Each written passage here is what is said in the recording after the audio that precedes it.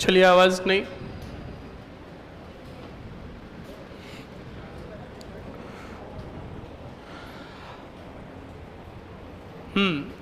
राइमल के लिख लिए तीनों पुत्र। अब तीनों पुत्रों का हम एक डायग्राम बनाएंगे और अच्छे से समझ लेंगे। पहले सुन लो और समझ लो। पुत्र कितने हैं? 3। Number first Prithviraj Sisodia. पृथ्वीराज सिसोदिया के बारे में मैं आपको बता देता हूँ, कान खोल के सुन लीजिएगा। पृथ्वीराज सिसोदिया जो थे, इतिहास में उड़ना राजकुमार के नाम से जाने गए और तेज धावक कहा गया उन्हें। यानी वो अपने समय में तलवार इतनी खतरनाक चलाते थे कि वो जिस पर तलवार से वार करते उस सैनिक को घोड़े सहित चीर देते थे, 2 भागों में बांट देते। इतनी भयंकर तलवार चलाते कौन? पृथ्वीराज। पर उनकी कमी थी एक, वो बड़ी बड़ी बातें भी बहुत करते थे, थोड़ी फैंकालोजी ज़्यादा कर देते थे, इसीलिए इन्हें इतिहास में उड़ना राजकुमार कहा गया। समझ में आया? दूसरा भाई जो था जयमल। कौन? जयमल। इस जयमल के चाल चलन थोड़े सही नहीं थे। किसके? हाँ। और तीसरे धुआंधार और खतर। कौन? सांगा। सांगा। तो सुनो और समझो। स्टूडेंट, राणा रायमल जो थे, बिल्कुल वो अपने बाद जो राजा बनाना चाहते थे, वो किसको बनाना चाहता था?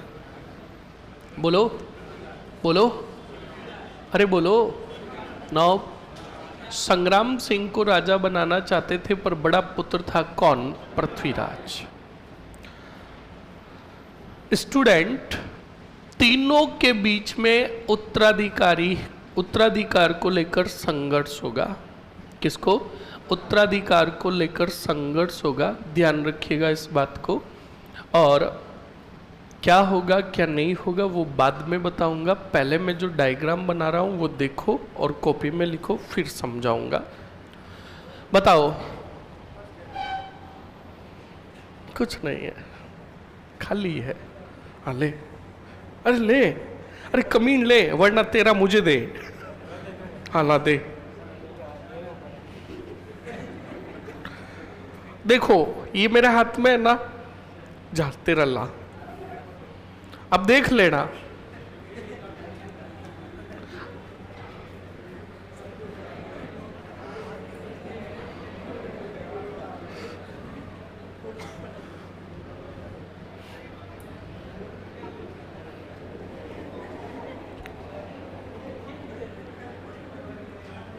कैंसिल कर देता है, कैंसिल कर देते, कल सोचेंगे। इधर ला। हाँ ले। अब तू भी खोल और मैं भी खोलूं।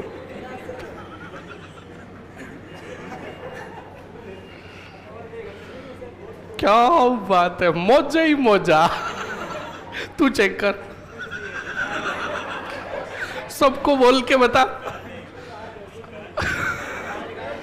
और अब इधर देखो। इसलिए कहता हूं, तुम अगर सोचते हो कि टीचरों के मजे ही मजे है तो गलत सोचते हो। साढ़ा 1 रुपया घर वाले नहीं देते।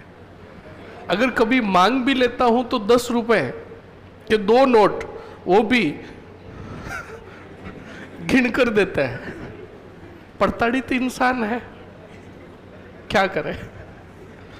अब ये तो मेरा है, इसलिए कभी भी ऐसे नहीं कहना है कि एक्सचेंज कर ले। ध्यान रखें। चलो स्टूडेंट, देखो और समझो अच्छे से। राणा रायमल। कौन से मल? अब रायमल का अच्छे से सुन लीजिएगा student. Number first, Rana Raimal का फर्स्ट पॉइंट बताओ तो पुत्र कौन? पृथ्वीराज सिसोदिया। और पृथ्वीराज सिसोदिया का फर्स्ट पॉइंट, उपनाम उड़ना राजकुमार ऑब्लिक करके तेज धावक। ओके, ध्यान रखिएगा। उसके बाद सीधा पॉइंट, विवाह किसके साथ हुआ? ताराबाई के साथ। इन्होंने अपनी रानी के नाम पर गढ़बीटली दुर्ग का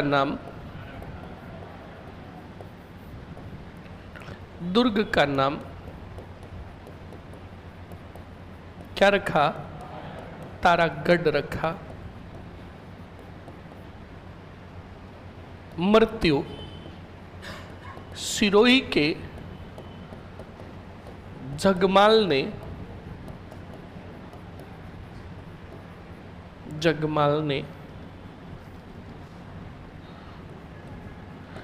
खाने में क्या मिलाया? विष मिलाया। इस कारण कुंभलगढ़ के समीप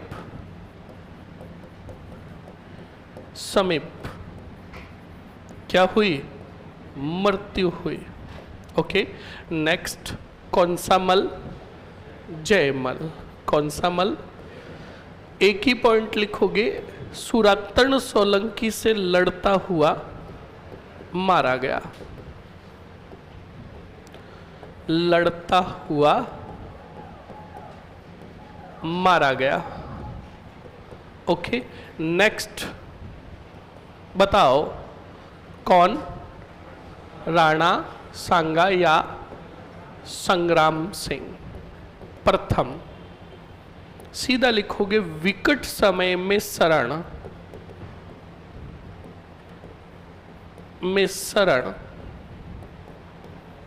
करमचंद पवार ने दी। ध्यान रखिएगा इस बात को। ये बढ़िया डायग्राम बनाओ, फिर आपको अच्छे से समझाते हैं।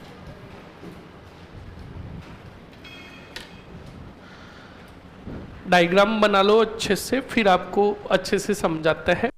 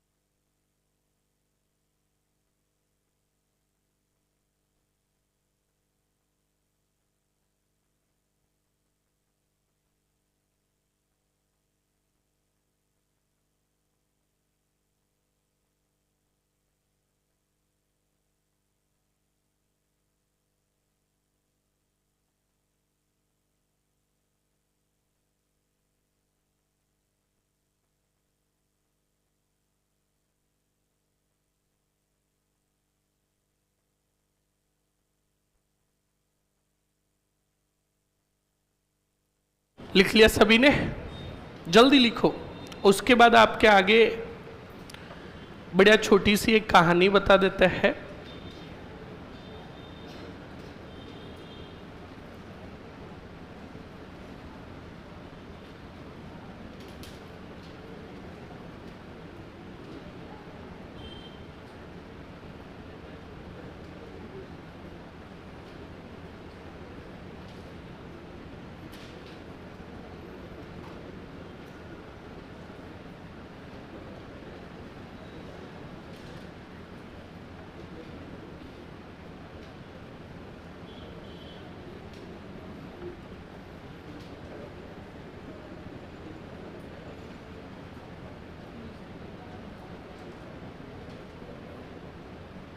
चलिए अब तैयार हो जाइए बढ़िया कहानी के साथ। आपको बढ़िया बताते हैं तीनों भाइयों के बीच में क्या हुआ और किस वजह से ये राजा बने।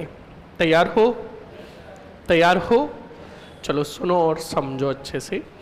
और एक कहानी मैंने आपको वचन दिया है, याद है? कौन सी? हाँ, जो आपने आज तक नहीं सुनी होगी। अगर तू तो नहीं आया ना, सारण नगर ही रहता है ना, वहां से पूरी सेना सारण नगर आएगी। हाँ चलो अब सुनो और समझो स्टूडेंट, क्या होता है क्या नहीं होता है, अच्छे से समझिएगा। भाई कितने हैं? बड़ा कौन है? और तीनों वीर योद्धा थे, ये सुन लीजिएगा अच्छे से। तीनों वीर योद्धा, तीनों में कोई भी कमी नहीं थी, तीनों में 1% भी कमी नहीं थी, तीनों जबरदस्त थे। पृथ्वीराज सिसोदिया बड़े थे। राजवंश और वंशावली के नियम देखे तो ऐसे तो उत्तराधिकारी कौन थे? पृथ्वीराज सिसोदिया। पर ये उद्दंड प्रवृत्ति के थे, गुस्सा इनका बड़ा भयंकर था। क्या किया? हाँ, तो इसको ज्यादा छूना नहीं है, इसको ये वो बॉलीवुड के गाने की तरह नहीं है, छुओ ना छुओ ना। इसने अगर तेरे को छू लिया ना, फिर यही बोलेगा क्या, बोल बोल दो ना जरा जरा, और तुझसे बोला ही नहीं जाएगा। तो सुनो, अब जयमल दूसरे भाई की बात करें तो जयमल भी बड़ा वीर योद्धा था, पर इनके चाल चलन सही नहीं थे। उठक बैठक जो थी सही लोगों के साथ नहीं थी। जो मैंने अभी थोड़ी देर पहले भी कहा कि आप सही हो पर आपका मित्र, आपका संगी सही नहीं है, तो वो भी आपको अपने लक्ष्य से भटका देगा। तुम्हें पछतावा तब होगा जब उसके परिणाम विपक्ष में आएंगे, मतलब रिजल्ट का। तब तुम्हें पछतावा होगा जब 2 नंबर 2.5 नंबर से पीछे रह जाओगे। तब आप सोचोगे कि यार काश मैं उस समय टाइम जाया नहीं करता, 2 महीने या 2 घंटे में और एक्स्ट्रा पढ़ लेता तो आज मेरा क्या हो जाता, सिलेक्शन। ध्यान रखें इस बात को। अब सुनो और समझो। सर आप समझाओ तब कैमरे के सामने आओ ना। उधर आऊं क्या? सुरेश, कैलाश, सही है? ओके चलो। सर भारत छोड़ो आंदोलन में जैसलमेर रियासत ने भी भाग नहीं लिया था? नहीं। तो सुनो और समझो। तो अब सुनो, तीसरे पुत्र कौन? राणा सांगा, शांत प्रवृत्ति के, पिता की आज्ञा का पालन करने वाले और बड़े वीर योद्धा। पर उन्होंने कभी भी अपनी पराक्रमता अपने अपनों के साथ नहीं दिखाई, मतलब अपने लोगों के सामने कभी भी वीरता नहीं दिखाई उन्होंने, कभी भी उन्होंने मतलब इतनी लड़ाइयाँ वगैरह अपनों के साथ नहीं की। और तुम भी कान खोल के सुन लेना, कितने भी बड़े अधिकारी बन जाओ, जीवन में कितने भी बड़े सक्सेस हो जाओ, तो अपनों को कभी भी बड़प्पन मत दिखाना। सही है कि नहीं है? हमेशा साधारण बन के रहना है, हमेशा साधारण। ध्यान रखें। तो तीनों में अब देखो क्या होगा क्या नहीं होगा। तीनों योग्य थे। अब राजा तो बिल्कुल तय था कि कौन बनेगा, पृथ्वीराज सिसोदिया। पर रायमल जी के कहीं ना कहीं मन में था कि क्यों नहीं एक बार तीनों की कुंडलियां दिखाई जाए। देखते हैं राजयोग किसके हाथों में लिखा हुआ है। तो दरबार में खूब सारे ज्योतिष वगैरह बैठते थे, तो एक जो बुजुर्ग ज्योतिष था, उस वरिष्ठ ज्योतिष को तीनों कुंवरों की कुंडलियां दी। किसने? रायमल जी ने। पृथ्वीराज की दी, जयमल की दी और सांगा की दी। और उस पुजारी को कहा, ज्योतिष को कहा कि आप इन तीनों के कुंडलियों को मिलाना और बताना कि राजयोग किसके हाथों में लिखा हुआ है। सुनो और समझो अच्छे से। वो ज्योतिष जो था मेरे लक्षणों का था। तो यार मैंने मेरे लक्षणों का कहा ना, एक चीज मैं भी भूल गया आज, देख लो। मेरे लक्षणों का था। कैसे? उस ज्योतिष को वो दी कुंडलियां, उस ज्योतिष ने अपनी मेखड़ी में डाली और डालकर भूल गया। काफी दिनों तक उसे याद ही नहीं आया। इधर तीनों पुत्रों के बीच में संघर्ष प्रारंभ हो गया। उसी दरमियान मालवा के कौन? नासिर शाह ने मेवाड़ पर आक्रमण कर दिया। किस पर? मेवाड़ पर आक्रमण कर दिया। पर रायमल जी की स्थिति देखो, तीनों पुत्रों में संघर्ष चल रहा है। गृह युद्ध जैसी स्थिति बनी हुई थी। रायमल जी लड़ने जैसी स्थिति में भी नहीं थे। तब मालवा के नासिर शाह खिलजी के साथ किया जोता ही जोता, और खूब सारा खजाना देकर उसे वापस लौटाया। किसको? बोलो। हाँ जी, इस बात को ध्यान रखिएगा। अब सुनो, रायमल जी बड़े चिंतित थे। तो रायमल जी का एक भाई था। क्या था? जिसका नाम था सारंग देव। क्या नाम था? क्या नाम था? अब बताओ, रायमल जी का भाई सारंग देव है तो इन तीनों के लिए क्या लगेगा? चाचा। क्या लगेगा? तो चाचा ने, सारंग देव ने अपने भाई रायमल जी को कहा, रायमल जी भ्राताश्री आप अच्छे से शासन व्यवस्था देखिए। मैं वचन देता हूं कि इन तीनों पुत्रों में से, मतलब तीनों भतीजों में से किसके हाथों में राजयोग लिखा हुआ है, इसका मैं निष्पक्ष निर्णय लूंगा। ठीक है? रायमल जी का ठीक है। तो अब सुनो, सारंग देव जो चाचा थे, उन्होंने पृथ्वीराज सिसोदिया, जयमल और संग्राम सिंह सांगा तीनों को बुलाया। पृथ्वीराज सिसोदिया को कहा कि पास में एक ज्योतिष है, उस ज्योतिष के पास चलते हैं, आज तक उसकी भविष्यवाणी गलत नहीं गई है।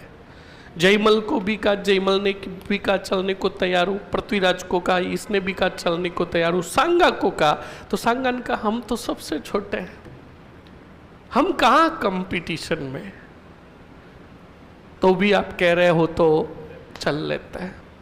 हमने कोई तैयारी यारी नहीं की, हमने तो ऐसे ही फार्म भर दिया कि उदयपुर रोते फिर क्या आएंगे। काफी ऐसे होते हैं, ध्यान रखना, जो बेटे तैयारी तो करते नहीं, फार्म भर देते और कहते रोते फिर क्या आएंगे। तो सुनो और समझो।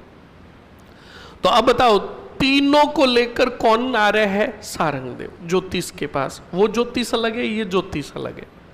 वो तो दरबार का ज्योतिष था, ये कोई ऐसा ज्योतिष था जिसकी भविष्यवाणियां काफी सही हुई थी। उस ज्योतिष के पास गए। सबसे पहले पृथ्वीराज सिसोदिया गए। पृथ्वीराज सिसोदिया का हाथ देखा और कहा बाहर बैठिए, इंतजार कीजिए। अब यही समझ लो, तीन भाई, तीनों के तीन पेपर, एक का मॉर्निंग शिफ्ट में, एक का दोपहर की शिफ्ट में और एक का इवनिंग शिफ्ट में। तो सबसे पहले पेपर देने गए कौन? पृथ्वीराज सिसोदिया। अब बाहर टेंशन किसको होगी? जयमल को। पृथ्वीराज सिसोदिया पेपर देकर आए तो जयमल ने पूछा कैसा हुआ? तो कहा पेपर को फाड़ दिया। का कितने किए? का 100 में से 95 किए। का 95 एक्यूरेसी से किए? का यार 3 में मुझे डाउट है, 92 किसका बाप भी खा नहीं सकता। अब जयमल को टेंशन हो गई। जयमल ने कहा तैयारी मैंने भी पिछले 10 दिनों से तगड़ी की है। कितने? 10 दिनों से। मैं भी पेपर को फाड़ दूंगा। अब बिल्कुल पेपर देने गया कौन? अब बाहर टेंशन किसको होगी? बोलो। सांगा को नहीं होगी, पृथ्वीराज को होगी। सांगा तो सबसे लास्ट में। क्योंकि छोटे थे। अब जयमल गया, जयमल भी पेपर देख रहा है। पूछा सांगा जी ने, कहा कैसा हुआ पेपर? तो उसने कहा धुआंधार और खतर ना। कहा कितने किए? कहा 100 में से 100। तो कहा एक्यूरेसी से? कहा ओहो 95 एक्यूरेसी से किए, 5 टिप्पे ठोके। अब पृथ्वीराज तो कह रहे थे कि हे भगवान इसके 5 गलत करवा दे, और जयमल कह रहे थे मेरे 5 राइट हो जाए। अब सुनो, इवनिंग सेशन हुआ, पेपर देने के लिए खड़े हुए कौन? तो दोनों ने मजाक उड़ाई, कहा छोटे। क्या कहा? छोटे पेपर देने जा रहा है। तो सांगा जी ने कहा हमने तो ऐसे ही फॉर्म भर दिया, तैयारी हमने की नहीं। बिल्कुल गए, वापस आए और बाहर आए तो कहा पेपर कैसा हुआ? तो कहा क्या पेपर हुआ? तो कहा कितने किए? तो कहा 36। कितने किए? हाँ। अब सुनो, मतलब समझो, मतलब तीनों गए और तीनों ने अपने अपने हाथ दिखाए और वापस बाहर आ गए। बाहर आए, ज्योतिष आया और ज्योतिष ने आकर कहा कि हमने तीनों की कुंडलियां देखी, हाथ देखे, और तीनों के हाथ देखकर हम राजयोग की घोषणा करते कि राजयोग पृथ्वीराज सिसोदिया। ये कहा, पृथ्वीराज सिसोदिया खड़े हो गए और कहा हमने पहले ही कहा था कि राजयोग हमारे हाथों में लिखा हुआ है। तो ज्योतिष ने कहा बैठ जाओ, आपके हाथों में। ये कहा तो जयमल खुशियां मनाने लगा कि हमें तो पहले ही पता था। तो ज्योतिष ने कहा क्या पता था? कि राजयोग हमारे हाथों में लिखा। आपके भी नहीं, राजयोग लिखा हुआ है संग्राम सिंह के हाथों में। ये बात कही तो ये बात ना तो जयमल को सहन हुई ना पृथ्वीराज को। पृथ्वीराज को भयंकर गुस्सा आया। पृथ्वीराज ने कहा कि अगर राजयोग सांगा के हाथों में लिखा हुआ है तो राज तिलक तो करना ही पड़ेगा। अपनी कटार निकाली और सांगा पास में ही बैठा था, आंख में डाल दी। आंख फोड़ दी किसकी? सांगा की। पकड़ लिया किसने? सारंग देव ने। चाचा थे। सारंग देव ने पकड़ लिया किसको? पृथ्वीराज को। सांगा वहां से 9-2-11। अब सारंग देव बाहर आए और सारंग देव ने कहा साला कैसी आफत मोल में ले ली। आज राजयोग के चक्कर में 2 कंप्लीट हो जाते, पीछे 1 बचता, उसका राज्याभिषेक हो जाता। अब थोड़े दिन बीते, कहते हैं ना प्राण जाए पर। सारंग देव ने रायमल को वचन दिया था। अब उसी सारंग देव को एक चारणी बाई के बारे में पता चला। कौन सी बाई? जो बड़ी बुजुर्ग थी, उम्र दराज थी, और उसकी भविष्यवाणी सटीक जाती थी। लावणी गांव की थी, मेवाड़ में लावणी गांव की चारणी बाई थी। उसकी भविष्यवाणी के बारे में पता चला तो सबसे पहले सारंग देव ने पृथ्वीराज को बुलाया। सारंग देव ने कहा पृथ्वीराज, हमने चारणी बाई के बारे में जाना है जो बुजुर्ग है और आज तक उसकी भविष्यवाणी गलत नहीं गई है। तो हम चाहते हैं कि राजयोग की बात पूछी जाए। कौन सी बाई को? चारणी बाई को। तो आप चलने को तैयार हो? तो पृथ्वीराज सिसोदिया ने कहा हम तो चलने को तैयार है, एक बार सांगा को पूछ लो। तो सारंग देव ने कहा आप चलते बनो। ओके। जयमल को बुलाया। जयमल ने कहा पिछली बार 3 ही नंबर से रहा मैं, अब की बार रात दिन पढ़ाई करूंगा, राजयोग तो मेरे हाथों। ठीक है, वो भी मान गए। दोनों को भेजा। अब बुलाया किसको? सांगा को। सांगा को बुलाते ही पहले कहा कैसे हो सांगा, आंख कैसी है? तो कहा ठीक है। कहा दिखाई दे रहा? कहा दे रहा है। तो कहा उस ज्योतिष ने आपका बिना फालतू का नाम ले लिया, राजयोग वरना आपके हाथों में क्या लिखा हुआ? तो सांगा ने कहा चाचा नाम ऐसे ही लो चाहे कैसे ही लो, हमारी तो आंख गई। सही है, सही एक नहीं है। उसके बाद स्टूडेंट आगे क्या हुआ क्या नहीं हुआ सुनो। तब सारंग देव ने कहा देख सांगा, राजयोग तेरे हाथों में नहीं लिखा, उस ज्योतिष ने ऐसे ही कहा और तेरी आंख चली गई। तू एक काम कर।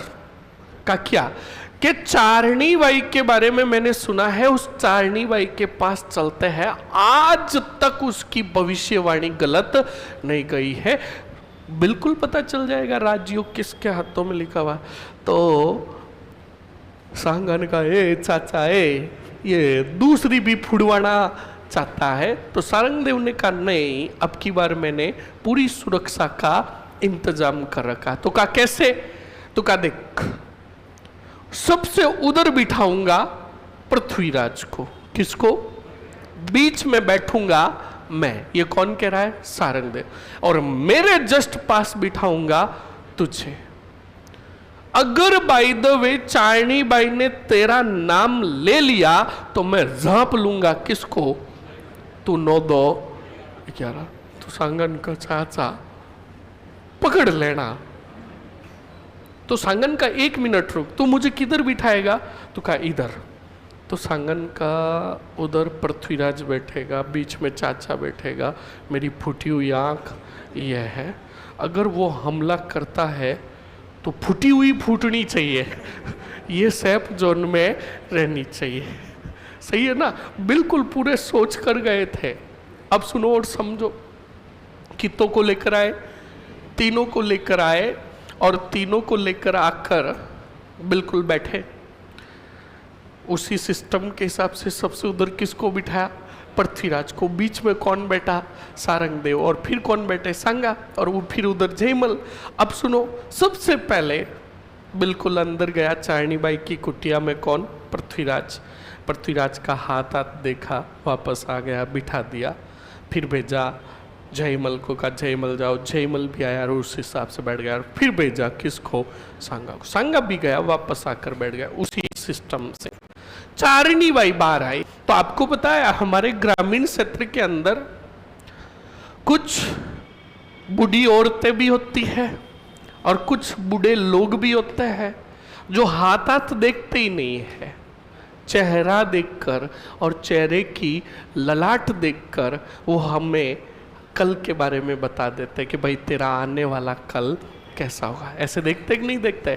जैसे कुछ बुढ़ी औरतें होती, बुजुर्ग लोग होते हैं, वो कहते हैं इधर आ, हमें बुलाते हैं इधर आ, और इधर बुलाकर हमें पास में बुलाकर कहते हैं कि छोरा तू बड़ो किस्मत वालों है, तू बड़ो किस्मत वालों है, तू आउन वाला टाइम में रोड पर बैठो बैठो समझ में आया ना? मतलब ऐसे बातें बताते कि नहीं बताते कि भाई तू बहुत बड़ो आदमी, तू गाड़ी में घूमी लाल बत्ती में, कंफर्म कर लेना उस डोकरी से डोकरे से कि लाल बत्ती कौन सी? एम्बुलेंस वाली, क्योंकि उसकी भी बत्ती कौन सी होती है। हाँ, ये भी सुन लेना। कोई आपको कह दे कि लाल बत्ती में घूमी तो समझ लेना वो इनडायरेक्टली ये कहना चाहता है कि तू रोगला है, बस तुझे टू टू करती गाड़ी इस हॉस्पिटल से उस हॉस्पिटल ही लेकर जाएगी, तो कंफर्म कर ले। तो सुनो, तो चारणी बाई भी बाहर आई और चारणी बाई अब क्या देखेगी? बैठे हुए सबकी ललाट। तो सब उधर से उधर कौन बैठा था? पृथ्वीराज। पृथ्वीराज के पास आई चारणी बाई, ललाट देखी, आगे बढ़ी। अब आगे कौन बैठा? सारंगदेव। सारंगदेव की ललाट देखने लगी चारणी बाई, तो सारंगदेव ने कहा अम्मा साहब मैं कंपटीशन में नहीं हूं, आगे बढ़ो। तो कहा जब तू कंपटीशन में नहीं है तो बीच में क्यों बैठा? कहा ये आपको पता नहीं है, आप आगे बढ़ो। अब आगे कौन बैठा? सांगा। और सांगा की ललाट देखते ही तो हाथ रख दिया किसके सिर पर? बोलो। सांगा के सिर पर हाथ रखा और कहा कि राजयोग तो इसके हाथों में लिखा हो। ये कहते ही तो सारंगदेव ने पकड़ लिया किसको?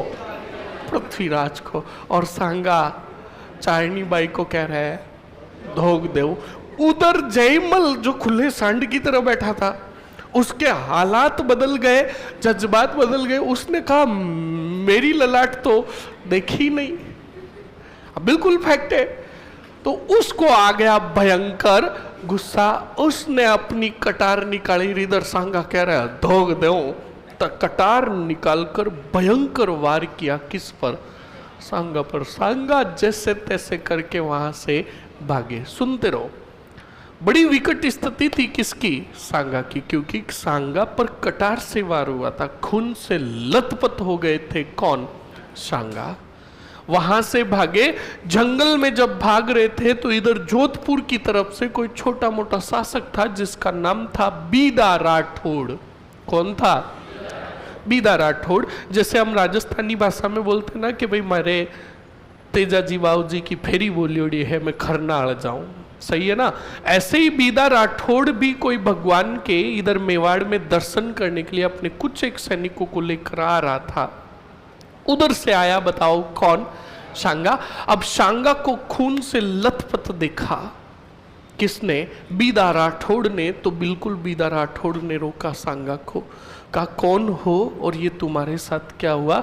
तो सांगा ने कहा कि मैं रायमल जी का छोटा पुत्र सांगा हूँ और मेरे पीछे मेरे कुटुंब के ही भाई मुझे मारने के लिए तुले हैं। तब बीदा राठौड़ ने कहा एक क्षत्रिय की पहचान है कि शरणार्थी की रक्षा करना।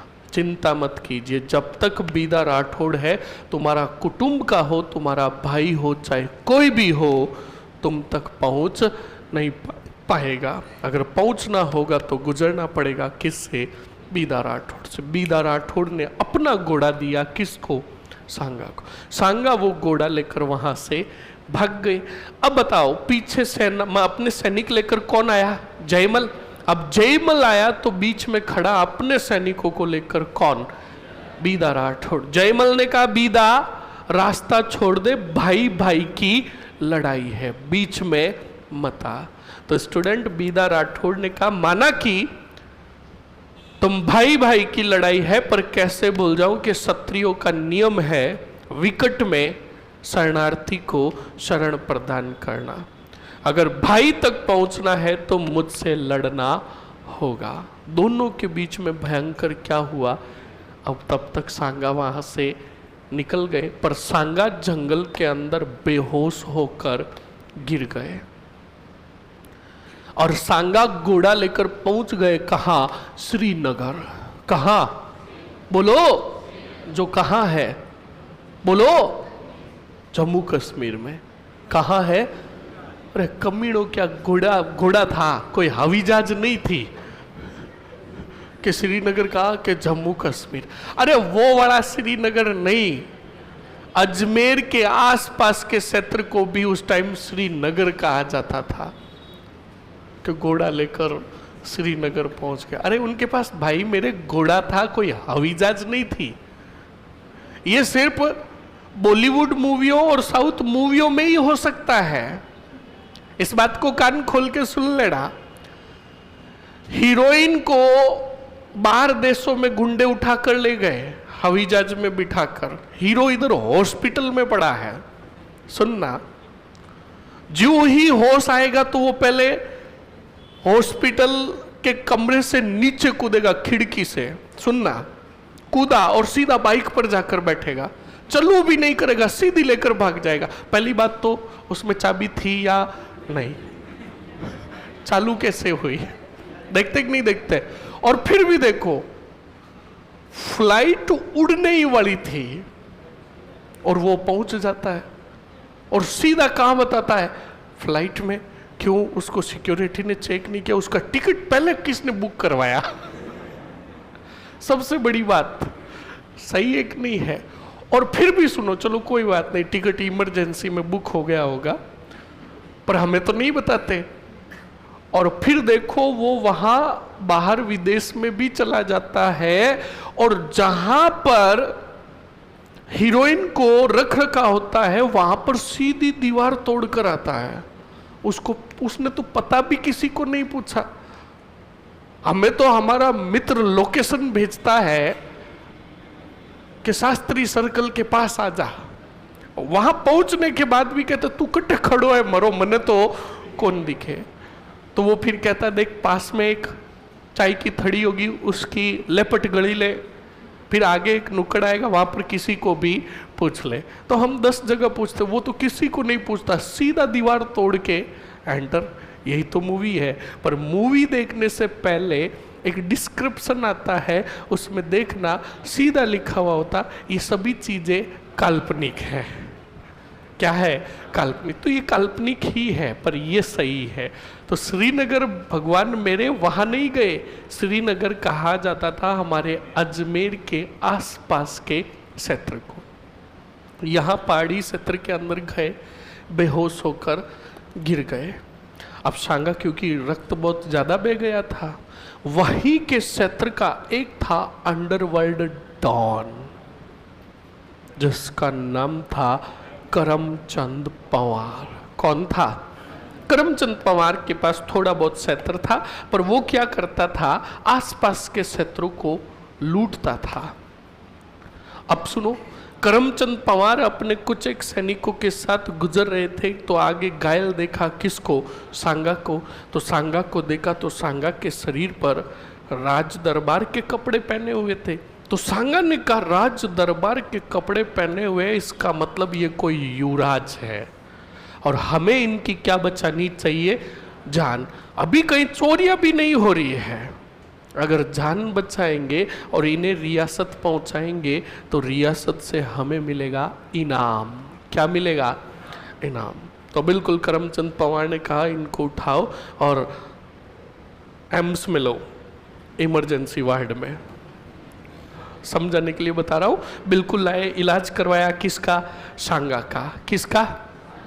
सांगा का इलाज करवाया। सांगा को होश आया तो आगे देखा तो करमचंद पवार खड़ा था। सांगा ने कहा आपका बहुत बहुत आभार और धन्यवाद। करमचंद पवार ने कहा बाद में धन्यवाद देना, ये बिल पकड़ो। तो कहा किस बात का? आपका इलाज करवाया। तो उसमें देखा तो लिखा हुआ था फॉर्च्यूनर के 3 लाख पेट्रोल की, डॉक्टर की फीस 2.5 लाख, ब्लड चढ़ाया 4 लाख, हम खोटी हुए 2 लाख, और हमने थोड़ा बहुत नाश्ता और तुम्हें भी खाना दिलवाया 2 लाख। बिल टोटल देखा तो सांगा वापस बेहोश। मतलब सुनो, ये बात मैंने क्यों बोली? सीधा होश आते ही करमचंद पवार ने कहा हमने आपकी जान बचाई है, आप बताओ हो कौन, ताकि आपको राज दरबार में पहुंचा दे। सांगा ने कहा मैं और राज दरबार का नहीं हूं। तो करमचंद पवार ने कहा झूठ बोल रहे हो, आप राज दरबार के नहीं होते तो ये कपड़े तुम्हारे शरीर पर नहीं होते। तो सांगा झूठ बोले थे, अपनी वास्तविकता छुपा ली थी, क्योंकि उन्हें पता था कि मैं अगर राजधानी की तरफ गया तो मुझे मेरे भाई मार देंगे। समझ में आया कि नहीं आया? तो सांगा झूठ बोले। सांगा ने कहा इन्हीं कपड़ों की वजह से जूते पड़े हैं। क्या कहा? इन्हीं कपड़ों की वजह से हमारे जूते पड़े। कहा कैसे? कहा हम राज दरबार में छोटे मोटे काम करते थे, एक दिन कुंवर के युवराज के कक्ष में चले गए, हमने सोचा सेल्फी ले ले, तो सेल्फी लेने के चक्कर में वो कपड़े पहने, सैनिकों को पता चल गया, बंदोली तगड़ी निकली और वहां से जैसे तैसे करके जान बचाकर भागे। कहाँ बेहोश होकर पड़े आगे हमें कोई जानकारी नहीं। करमचंद पवार ने कहा बर्बाद हो गए, थोड़े बहुत पैसे थे वो इन पे लगा दिए, अब कुछ है ही नहीं। तो सुनो और समझो स्टूडेंट, बिल्कुल यानी करमचंद पवार ने विकट समय में शरण दी किसको? बोलो। अब इधर देखो, दरबार में पृथ्वीराज सिसोदिया जयमल। अब ये बात रायमल को पता चली कि रायमल को ये बात पता चली कि मेरे पुत्र सांगा पर हमला किया दोनों भाइयों ने। तो पृथ्वीराज से तो इतना नाराज हुए रायमल जी ने पृथ्वीराज को कहा कि कुंवर हमारे पुत्र हो तो हम आज कह रहे हैं हम जीते जी तुम्हारा चेहरा देखना नहीं चाहते। पृथ्वीराज को ये बात चुभ गई। पृथ्वीराज ने कहा आशीर्वाद दीजिए पिताजी, नहीं देखना चाहते हैं तो हम भी आपकी बात पर अडिग रहेंगे, हम चित्तौड़ छोड़कर जा रहे हैं। वो आ गए कुंभलगढ़। कहाँ आ गए? बोलो बोलो। कुंभलगढ़ और बदनौर में ही रहेंगे। कौन? ध्यान रखना, पृथ्वीराज। जीते जी रायमल जी जब तक रहेंगे तब तक जाएंगे ही नहीं। कहाँ? चित्तौड़। अब सुनो, दूसरा कौन? बोलो, जयमल। जयमल को कहा तू भी लक्कड़ ले ले वरना तुझे भी बाल टिकाऊंगा। जयमल ने कहा सॉरी, ठीक है। तो अब सुनो और समझो और बोर्ड पर देखो। राइमल के पुत्र कितने?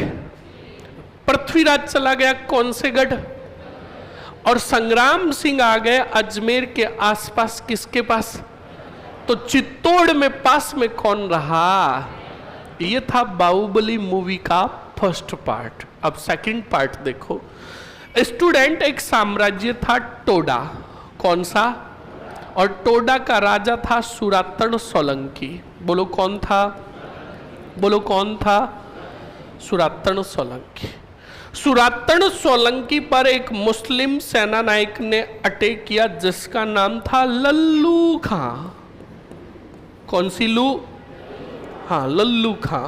लल्लू खां ने टोडा पर अटैक किया। हार हुई किसकी? टोडा हाथों से निकल गया किसके? सुरातन के। सुरातन अपने कुटुंब, परिवार और सैनिकों को लेकर आ गया वाड़ ही वाड़। कौन से मल के पास? अरे बोलो, राइमल के पास आया और राइमल को आकर कहा मैं टोडा का राजा सुरातन सोलंकी, मुझे चाहिए शरण। क्या चाहिए? शरण चाहिए मुझे। और हमारे साम्राज्य पर, टोडा पर लल्लू खां का क्या हो गया है? अधिकार। तो राइमल जी ने कहा चिंता मत कीजिए, क्षत्रिय है, हम आपको शरण देते हैं। कौन से पुर की? अरे बोलो। तो जहाजपुर की शरण दे दी। जल्दी से बताओ किसको? सुरातन सोलंकी को। जब शरण दी तो सुरातन सोलंकी ने भरे दरबार में राइमल के घोषणा की। कहा कि जो हमें टोडा जीत कर देगा, जो युवराज, जो सेनानायक हमें टोडा जीत कर देगा, उसके साथ हम अपनी अति सौंदर्यवान पुत्री का विवाह करेंगे। ये घोषणा कर दी और आ गए। जल्दी से बताओ कौन से पुर? बोलो, जहाजपुर आ गए। कौन? बोलो, आ गए। अब सुनो, जब ये घोषणा की थी तब चित्तौड़ से बाहर गया हुआ था राइमल जी का पुत्र। कौन? अब आया वो तोड़ ही तोड़। चित्तौड़ आया जयमल, तो चित्तौड़ आया तो जयमल को उसके मित्रों ने कहा क्या चाल है, क्या डाल है, क्या बाल है।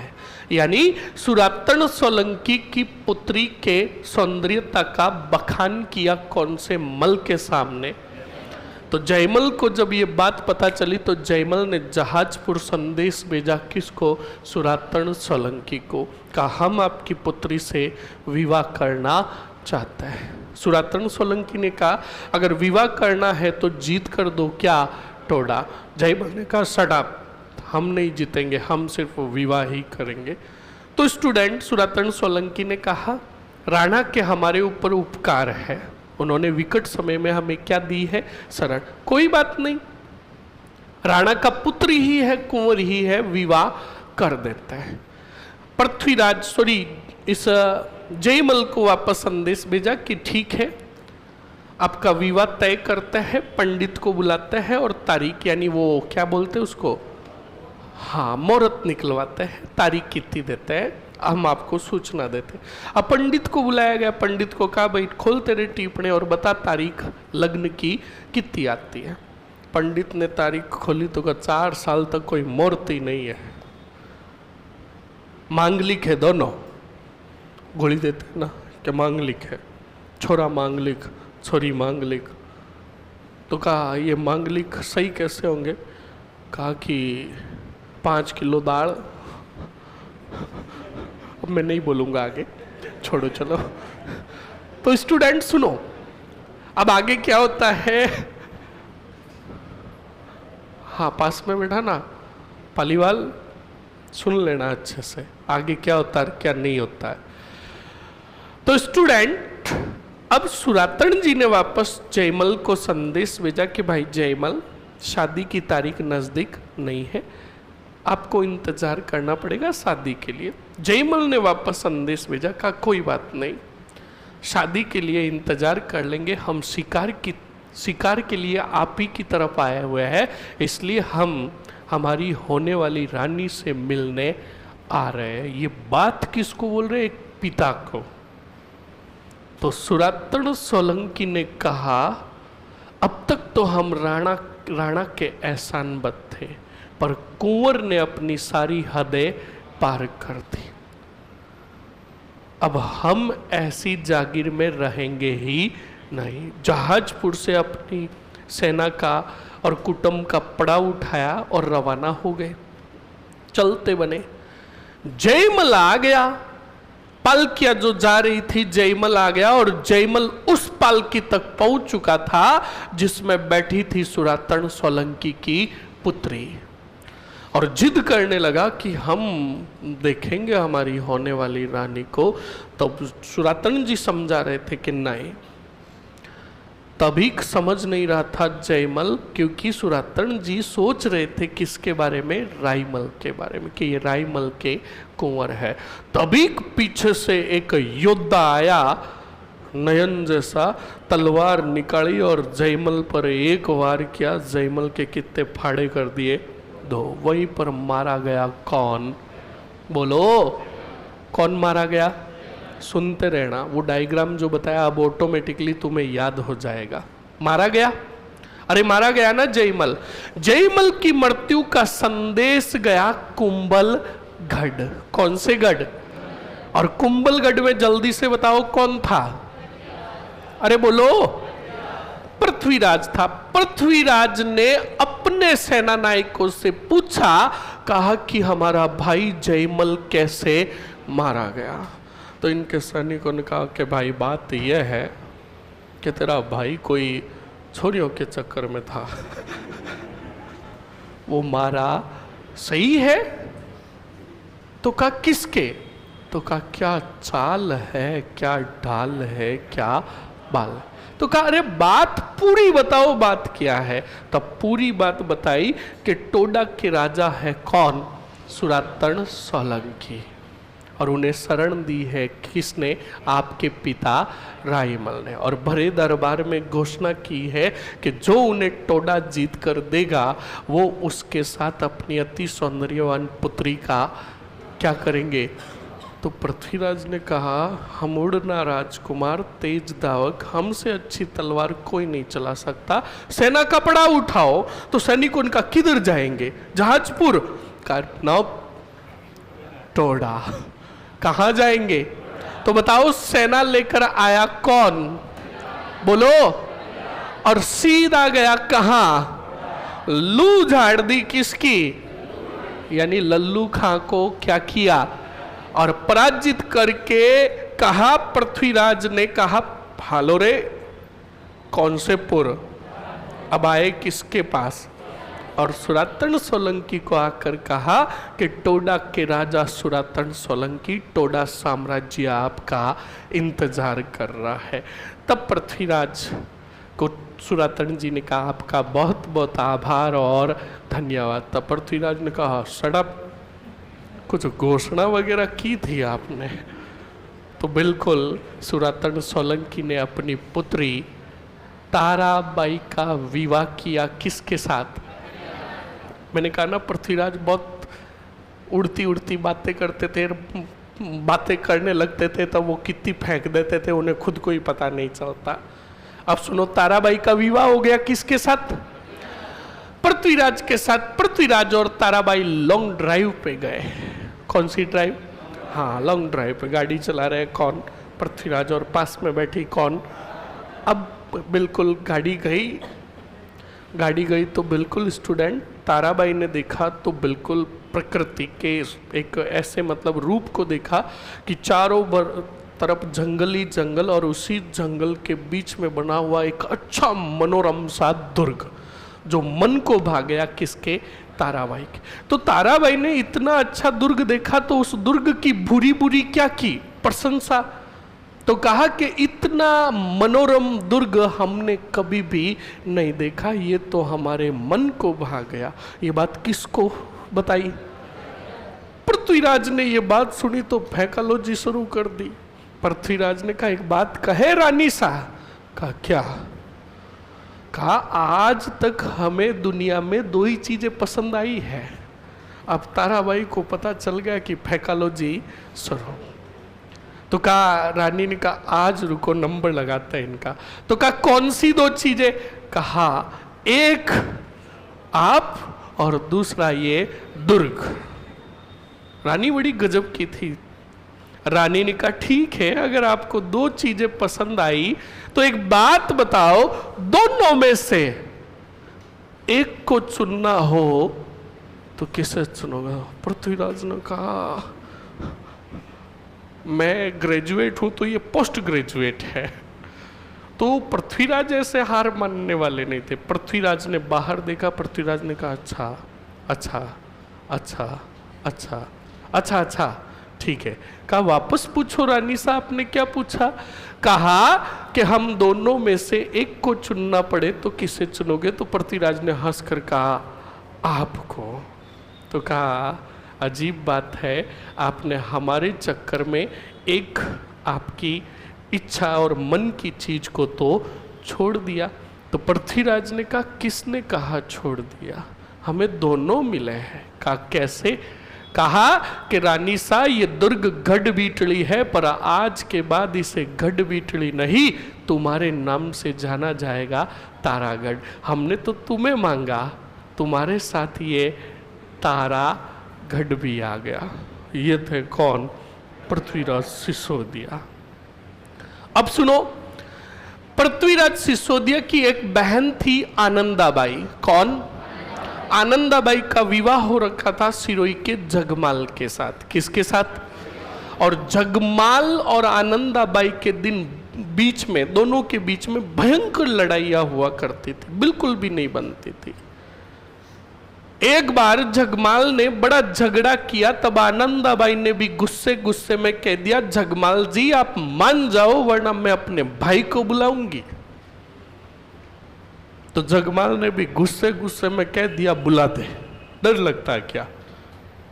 अब आनंदाबाई ने व्हाट्सएप पर मैसेज भेज दिया, कहा भाई ये बात है, गुस्से गुस्से में। अब ये बात पता चली कुंभलगढ़ में किसको? पृथ्वीराज रवाना हो गया किधर? सिरोही की तरफ। अब सिरोही की तरफ आए, अब जगमाल जी को डर लगने लगा। जगमाल जी ने कहा यार गुस्से गुस्से में तो मैंने बोल दिया बुला दे। अब आ रहे हैं और मेरा साड़ा जिस पर तलवार से वार करता है आदमी को तो फाड़ता ही फाड़ता है, घोड़े तक को फाड़ देता है। तो कहा करूं तो क्या करूं? तो कहा ज्यों ही पृथ्वीराज सिरोही पहुंचे ढोल ढमके बजवाऊं और भव्य स्वागत करवाऊं ताकि साड़ा जी का गुस्सा शांत हो जाए। ऐसा ही किया, ढोल ढमके बजाए, भव्य स्वागत किया तो पृथ्वीराज का गुस्सा क्या हो गया? शांत हो गया। शाम हुई। अब आपको पता राजा महाराजाओं का टाइम था, खाने का आयोजन हुआ बढ़िया, मैजिकल वाटर भी पड़ा था। दोनों ने खाना खाया, खाने के साथ बिल्कुल थोड़ा मैजिकल वाटर भी पिया। उसके बाद जब खाना खा रहे थे तब पृथ्वीराज ने कहा किसको? जगमाल को। कहा जगमाल जी आप और बहन के बीच में लड़ाइयाँ होती है, मैं आता हूँ, ये बात अच्छी नहीं लगती, आपको झगड़े नहीं करने चाहिए। तो जगमाल जी थोड़े थे, जगमाल जी इनका नहीं बिल्कुल ही नहीं लड़ते हम। तो पृथ्वीराज ने हाथ पकड़ा और जगमाल जी का हाथ पकड़कर अपने सिर पर रखा कि खाओ हमारी कसम आप लड़ाई नहीं करते। तो जगमाल ने हाथ हटा लिया और कहा झूठी कसम कैसे खाए? तो कहा इसका मतलब लड़ाई होती है। तो कहा हाँ कभी कभार लड़ाई होती है। तो कहा अब का वचन देते हैं अब लड़ाई नहीं होगी। बिल्कुल। दोनों सो गए। रात को जब 12 बजी तो उठा कौन? जगमाल। और जगमाल ने उठकर कहा कि हमें समझाने के लिए अपने भाई को बुलाया। ये कहकर वापस ओढ़ कर सो गए, क्योंकि पिए हुए आदमी ऐसे ही बातें करते हैं। समझ में आया ना? ये बात कहकर खुद ही बोले और वापस ओढ़ कर सो गए। मतलब समझे, उन्होंने षड्यंत्र रच लिया। सुबह उठे। अब देखो एक भाई की फिक्र बहन को बहुत ज़्यादा होती है, इस बात को ध्यान रखना। अभी समय नहीं है, वरना यहाँ पर मैं अपनी भी कहानी बताता, पर नहीं, सुन लो। एक बहन को अपने भाई की कितनी फिक्र होती है, छोटे से उदाहरण के माध्यम से समझ लेना। माँ के बाद, किसके बाद? माँ के बाद अगर हम अपनी माँ का रूप देखते हैं ना, वो हमारी बहन में देखते हैं। वो चाहे बहन छोटी हो चाहे बड़ी हो, इस बात को हमेशा ध्यान रखें स्टूडेंट। माँ के बाद हमारी फिक्र करने वाली बहन ही होगी। कैसे? सुनो, आनंदाबाई थी।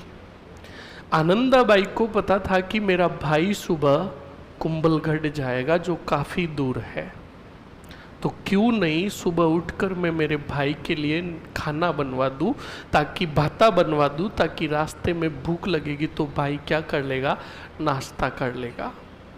तो आनंदाबाई ने खाना बनवाया अपने भाई के लिए, और जब सुबह हुई तो रवाना हुआ पृथ्वीराज, तो उन्हें खाना दिया कि भाई मैंने लड्डू बनाया है, रास्ते में अगर भूख लगे तो खा लेना।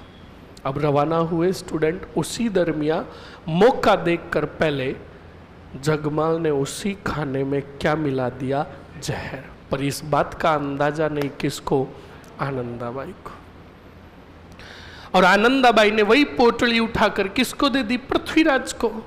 पृथ्वीराज ने रवाना होते समय जगमाल जी को कहा, जगमाल जी अब झगड़े मत करना, ऐसा नहीं कि मुझे वापस आना पड़े। जगमाल जी ने कहा, वचन देता हूँ तुम्हें अब कभी भी आना नहीं पड़ेगा। बाइलिंगुअल, मतलब गजब का जवाब दिया। पृथ्वीराज सिसोदिया बिल्कुल आए रास्ते में तो अपनी बहन की याद आई, और देखा तो बहन का दिया हुआ क्या याद आया, खाना। तो उन्होंने खोला और लड्डू खाए, तो लड्डू में तो क्या था, जहर था। तबीयत खराब हुई। तबीयत खराब हुई तब सैनिकों ने कहा, काम करते चित्तौड़ ले लेते हैं। कहाँ ले लेते हैं? चित्तौड़ दरबार में राईमल जी के पास। तब पृथ्वीराज ने कहा, नौफ, हमारे पिता ने कहा था कि वो जीते जी हमारी शकल नहीं देखना चाहते, तो हमें यह हमारा आदेश है कि हम जिए चाहे मरे, हमें कहाँ लेकर जाओगे, कुंभलगढ़। और कुंभलगढ़ के समीप ही पृथ्वीराज सिसोदिया की क्या हुई, अरे बोलो, मृत्यु हुई। तब संदेश आया राईमल जी के पास। तब राईमल जी पूरे टूट चुके थे, क्योंकि देखो जयमल चला गया, पृथ्वीराज चला गया, सांगा जिंदा है या नहीं इसकी कोई भी जानकारी नहीं थी। राईमल जी पूरे टूट गए। राईमल जी ने कहा, हे विधाता, इस बुढ़ापे में तू मेरी कैसी परीक्षा ले रहा है। अपने मन को समझाने के लिए अपनी पूरी सेना को चहु दिशाओं में भेजा।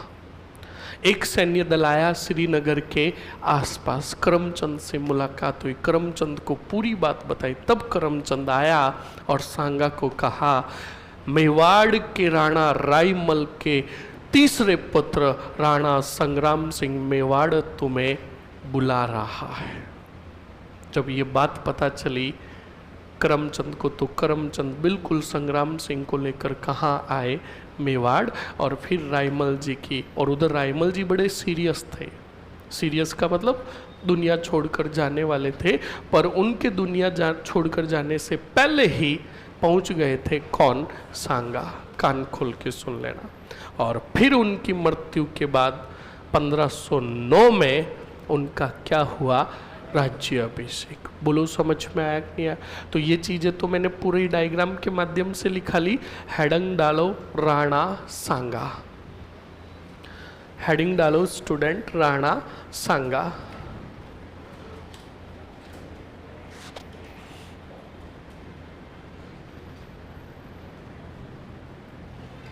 राणा सांगा। शासनकाल लिखो 1509 से 1528।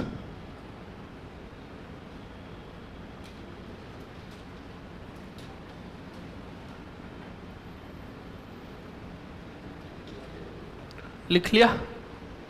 अरे लिख लिया ना? ओके, लिखो जीवन परिचय।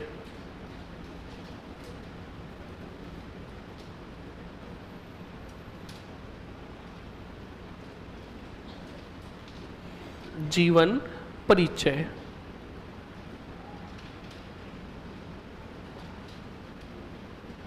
और जीवन परिचय में लिखो स्टूडेंट, पहला ही पॉइंट, पिता राणा रायमल। राणा रायमल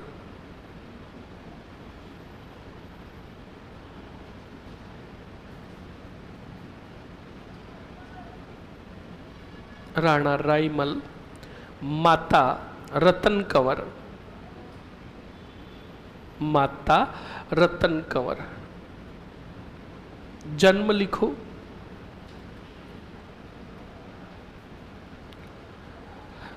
जन्म लिखो स्टूडेंट 12 अप्रैल 1482। तारीख तक याद रखोगे, ध्यान रखना।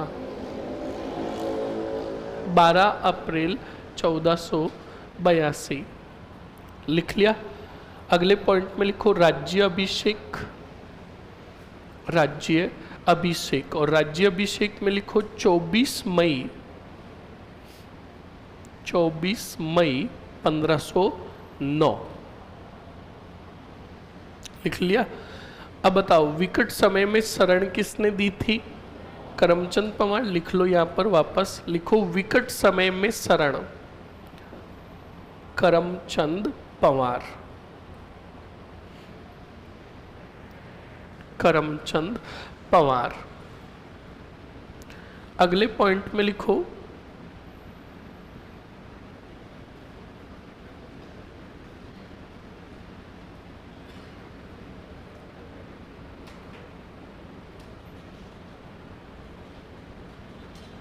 अब लिखो अगले पॉइंट में राणा सांगा के राज्य अभिषेक के समय, राणा सांगा के राज्य अभिषेक के समय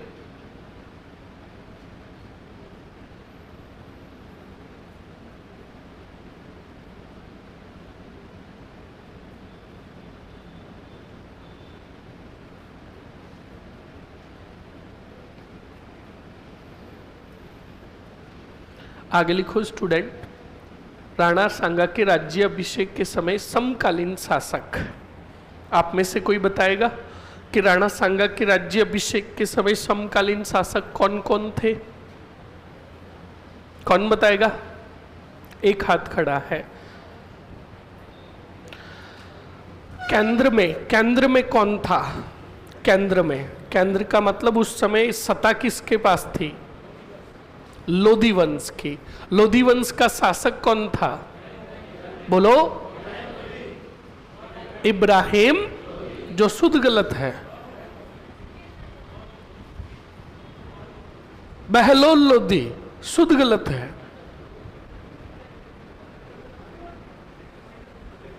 याद रखना, लिखो जल्दी से। समकालीन शासकों में केंद्र लिखकर आगे लिखो लोधी वंश, और लोधी वंश का लिखोगे सिकंदर लोधी। कौन सा लोधी? सिकंदर लोधी। उसके बाद लिखोगे वाह रे वाह मालवा। मालवा में था नासिर शाह खिलजी।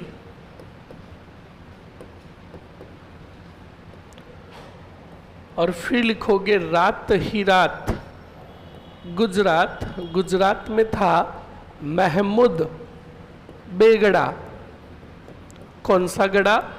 महमूद बेगड़ा।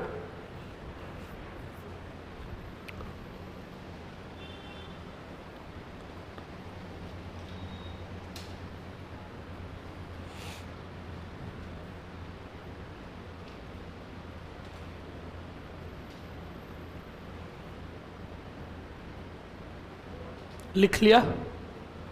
अरे लिख लिया ना। ये तीनों शासक, देखो आपने शब्द अच्छे से नहीं देखा। मैंने जो लाइन लिखाई है, मैंने लाइन लिखाई है कि राणा सांगा के राज्य अभिषेक के समय, राज्य अभिषेक का मतलब 1509 की स्थिति बतानी थी। इब्राहिम लोदी के साथ तो संघर्ष होगा, युद्ध होगा।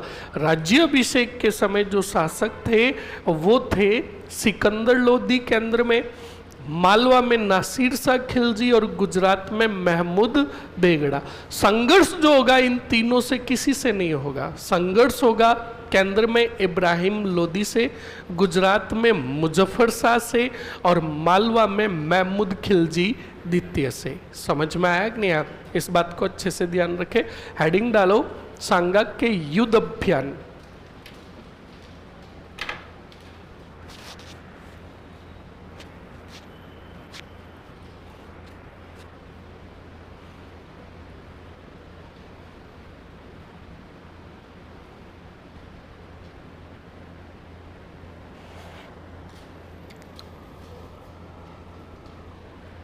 क्या लिखा आपने? सांगा के युद्ध अभियान। फर्स्ट लिखो खातोली का युद्ध। खातोली का युद्ध।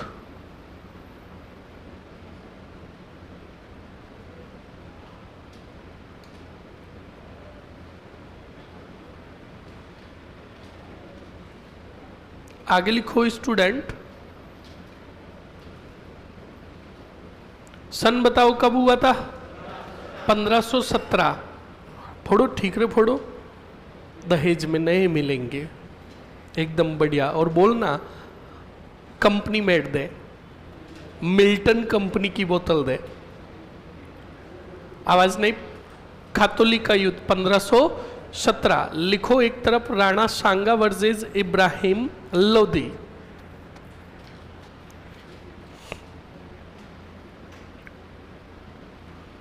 लिख लिया? परिणाम में सब में लिखते रहना स्टूडेंट। किसकी विजय? सांगा की विजय। सिर्फ किसको? खानवा को छोड़कर। सब में विजय किसकी होगी? सांगा की। आगे लिखो अगला युद्ध। खातोली के बाद बाड़ी का युद्ध कब हुआ था? 1518। 1518।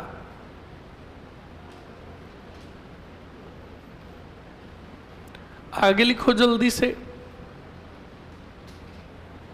लिखो राणा सांगा वर्सेस इब्राहिम लोदी।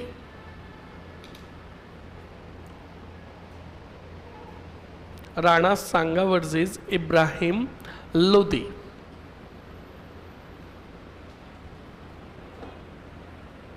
इब्राहिम लोदी। इब्राहिम लोदी से एरो निकालो।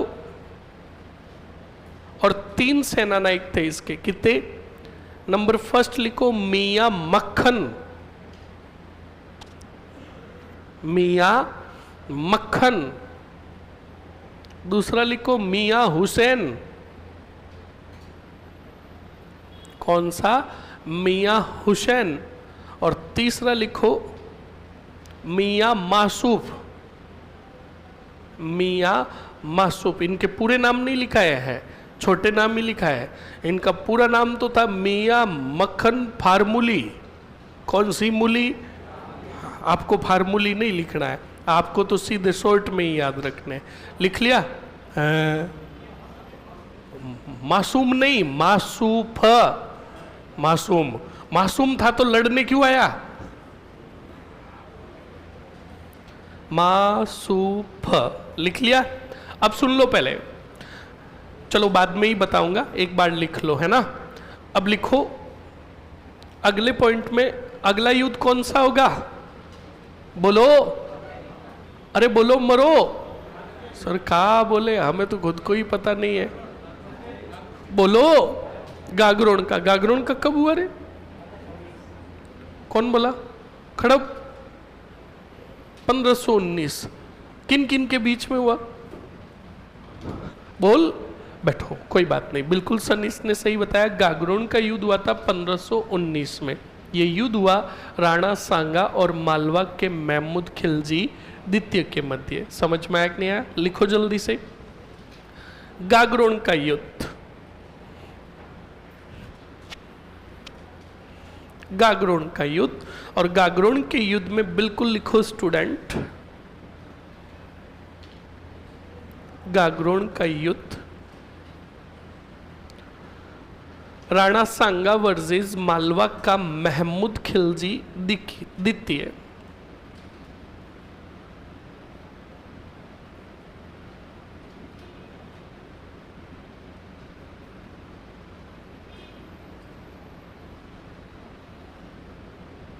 लिख लिया, परिणाम में लिखो।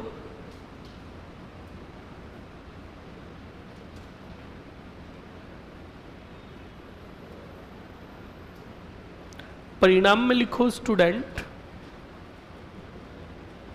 किसकी विजय? बिल्कुल सांगा की विजय। आगे लिखो ईडर का युद्ध। हाँ जी, ईडर का युद्ध।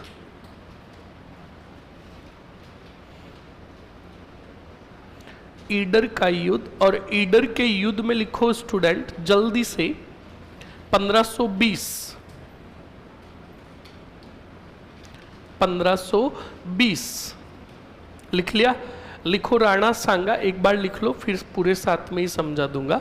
राणा सांगा वर्सेस गुजरात का मुजफ्फर शाह।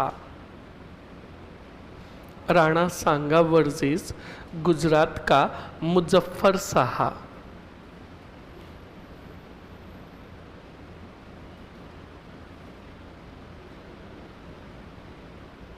राणा सांगा वर्सेस गुजरात का मुजफ्फर शाह। अब सांगा की तरफ लिखो प्लस राइमल, प्लस राइमल, और उधर लिखो प्लस भारमल, प्लस भारमल। परिणाम में लिख दो सांगा की विजय। सांगा की विजय लिख दिया। अब हेडिंग डालो स्टूडेंट,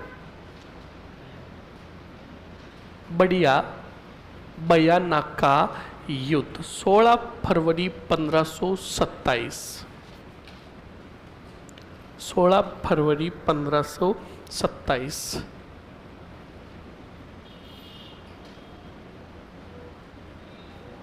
16 फरवरी 1527 राणा सांगा वर्सेस बाबर। राणा सांगा वर्सेस बाबर, और लिखो जल्दी से स्टूडेंट राणा सांगा वर्सेस बाबर। बाबर की तरफ लिखो सेनानायक था मेहंदी ख्वाजा। कौन था? मेहंदी ख्वाजा।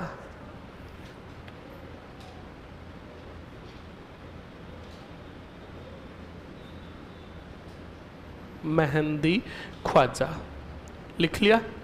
अरे लिख लिया ना, ओके। परिणाम में लिख दो सांगा की विजय।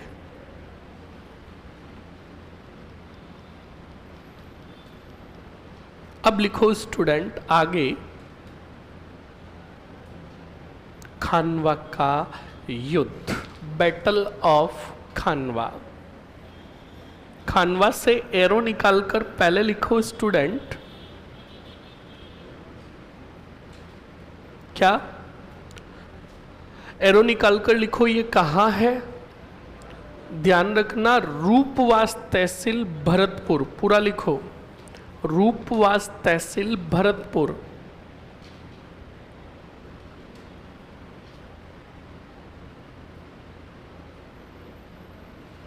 रूपवास तहसील भरतपुर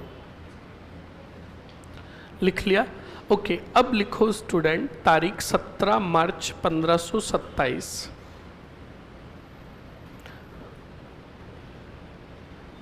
17 मार्च 1527 लिख लिया? ओके। नेक्स्ट लिखो राणा सांगा वर्सेस बाबर। राणा सांगा वर्सेस बाबर लिख लिया? परिणाम में लिखो सांगा की हार। इसके ऑपोजिटली लिख लो, हार मत लिखो, लिख दो बाबर की विजय। बाबर की विजय लिख लिया? ओके। अब सुनो और समझो स्टूडेंट अच्छे से क्या होता है और क्या नहीं होता है। अच्छे से समझ लेना, पूरे युद्ध बता देता हूँ स्टूडेंट। सांगा का जब राज्य अभिषेक हुआ तब तो राजा कौन थे? आपके सिकंदर लोदी केंद्र के अंदर। अब सिकंदर लोदी राजा तो थे, आगे क्या हुआ और क्या नहीं हुआ अच्छे से जान लेना और समझ लेना। स्टूडेंट,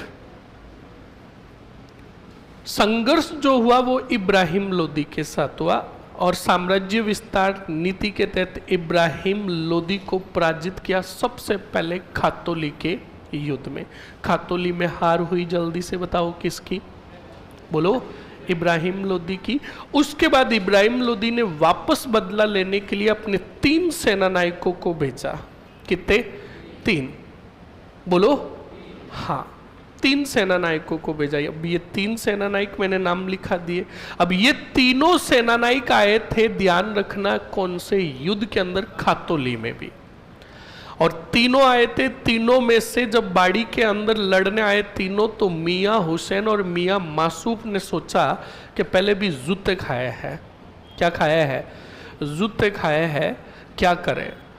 तो हुसैन ने कहा एक काम करते, पार्टी चेंज कर देते हैं, चले जाते किसकी तरफ?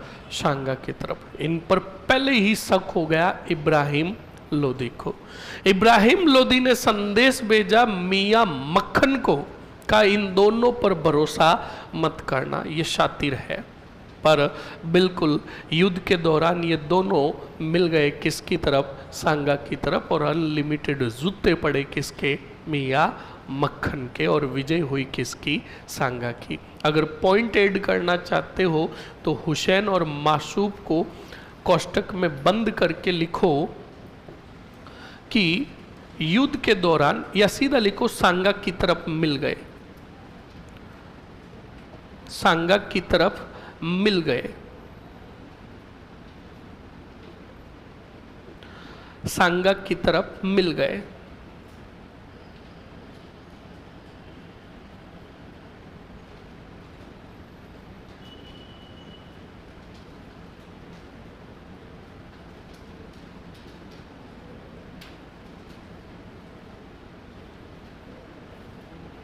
अगले पॉइंट में लिखो, हाँ, अगले पॉइंट में सुन लो और समझ लो आगे क्या होगा और क्या नहीं होगा।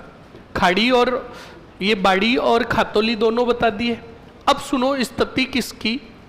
बोलो, गागरोन की। अब गागरोन में क्या हुआ और क्या नहीं हुआ अच्छे से समझ लेना स्टूडेंट। बड़ी गजब की राजनीति होगी मालवा में, जो गागरोन के युद्ध का कारण बनेगा। सुनो, मालवा का शासक था, याद रखना, महमूद खिलजी नहीं, मालवा का शासक होसंग सा था। कौन था? बोलो, कौन था? होसंग सा था। और होसंग सा की मृत्यु के बाद शासक बनना चाहिए था उसका पुत्र उमर खां। कौन? पर एक था, नहीं, ये तो बात कुंभा के समय की है। सुनो, शासक बना महमूद खिलजी। कौन बना? महमूद खिलजी का भाई था साहिबा खां। कौन था? शाहिबा खां को पता था कि महमूद खिलजी में न तो लूण है ना लक्कड़। साहिबा खां ने फायदा उठाया, अटैक किया मालवा पर और महमूद खिलजी को पराजित किया। क्या किया? पराजित। ठीक है, पराजित हुआ। बोलो कौन? बोलो, महमूद खिलजी। ठीक है, अब आगे सुनो क्या हुआ और क्या नहीं हुआ। महमूद खिलजी पराजित होने के बाद क्या करता है, क्या नहीं करता है? महमूद खिलजी गया, मालवा में ही एक रियासत थी, जागीर थी, चंदेरी। कौन सी? और चंदेरी के मेदिनी राय के पास गया। किसके पास? मेदिनी राय को जाकर कहा कि मेरे भाई साहिबा ने मालवा पर अधिकार कर लिया, मेदिनी राय मुझे तेरी सहायता चाहिए। तो मेदिनी राय ने कहा चिंता मत करो, हम तुम्हें वापस मालवा दिलाएंगे। मेदिनी राय की सहायता से महमूद खिलजी ने वापस मालवा पर आक्रमण किया और अपने भाई को क्या किया? पराजित। अधिकार हो गया वापस किसका? महमूद खिलजी। पर हुआ किसकी वजह से? बोलो। तो महमूद खिलजी ने अपना दीवान नियुक्त किया, प्रधानमंत्री बनाया। किसको? मेदिनी राय को। अब मेदिनी राय की दरबार में फुल चलती थी क्योंकि दीवान था, पूरा कार्य वही संभालता था। दूसरे सेनानायक मंत्रिमंडल जो थे वो मेदिनी राय से नफरत करने लगे और कान भर दिए किसके? महमूद खिलजी के। कहा तू नाम मात्र का शासक है, शासन व्यवस्था चला कौन रहा है? और समय आने पर तुझे मौत के घाट उतार कर मेदिनी राय अधिकार कर लेगा। कान का कच्चा था कौन? महमूद खिलजी, जो अपने मंत्रिमंडल के कहने में आ गया और मेदिनी राय को मालवा से निकाल दिया। यही मेदिनी राय आया राणा सांगा के पास, सांगा को पूरी बात बताई। तब सांगा ने कहा चिंता मत करो, हम तुम्हें गागरोन की जागीर देते हैं। कहाँ की? अरे बोलो, अब बताओ गागरोन में कौन सा राय है? ये बात पता चली महमूद खिलजी द्वितीय को, तो वो सेना लेकर आया किस पर अटैक करने के लिए? गागरोन पर। किस पर? तब इधर से गए राणा सांगा और 1519 में हुआ धुआंधार और खतरनाक कौन सा युद्ध? जिसमें पराजित हुआ महमूद खिलजी। यहां पर एक पॉइंट लिखाऊं, लिखो लिखो। राणा सांगा ने चंदेरी के मेदिनी राय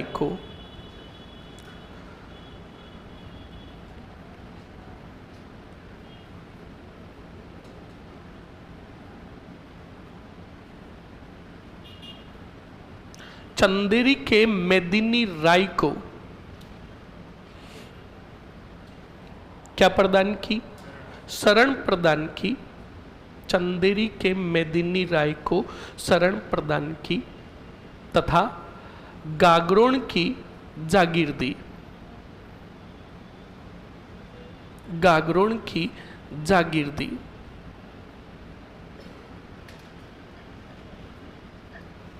गागरोन की क्या दी? जागीर दी। अगले पॉइंट में लिखो एक और पॉइंट। मेदिनी राय, एक लिख लो छोटा सा। मेदिनी राय महमूद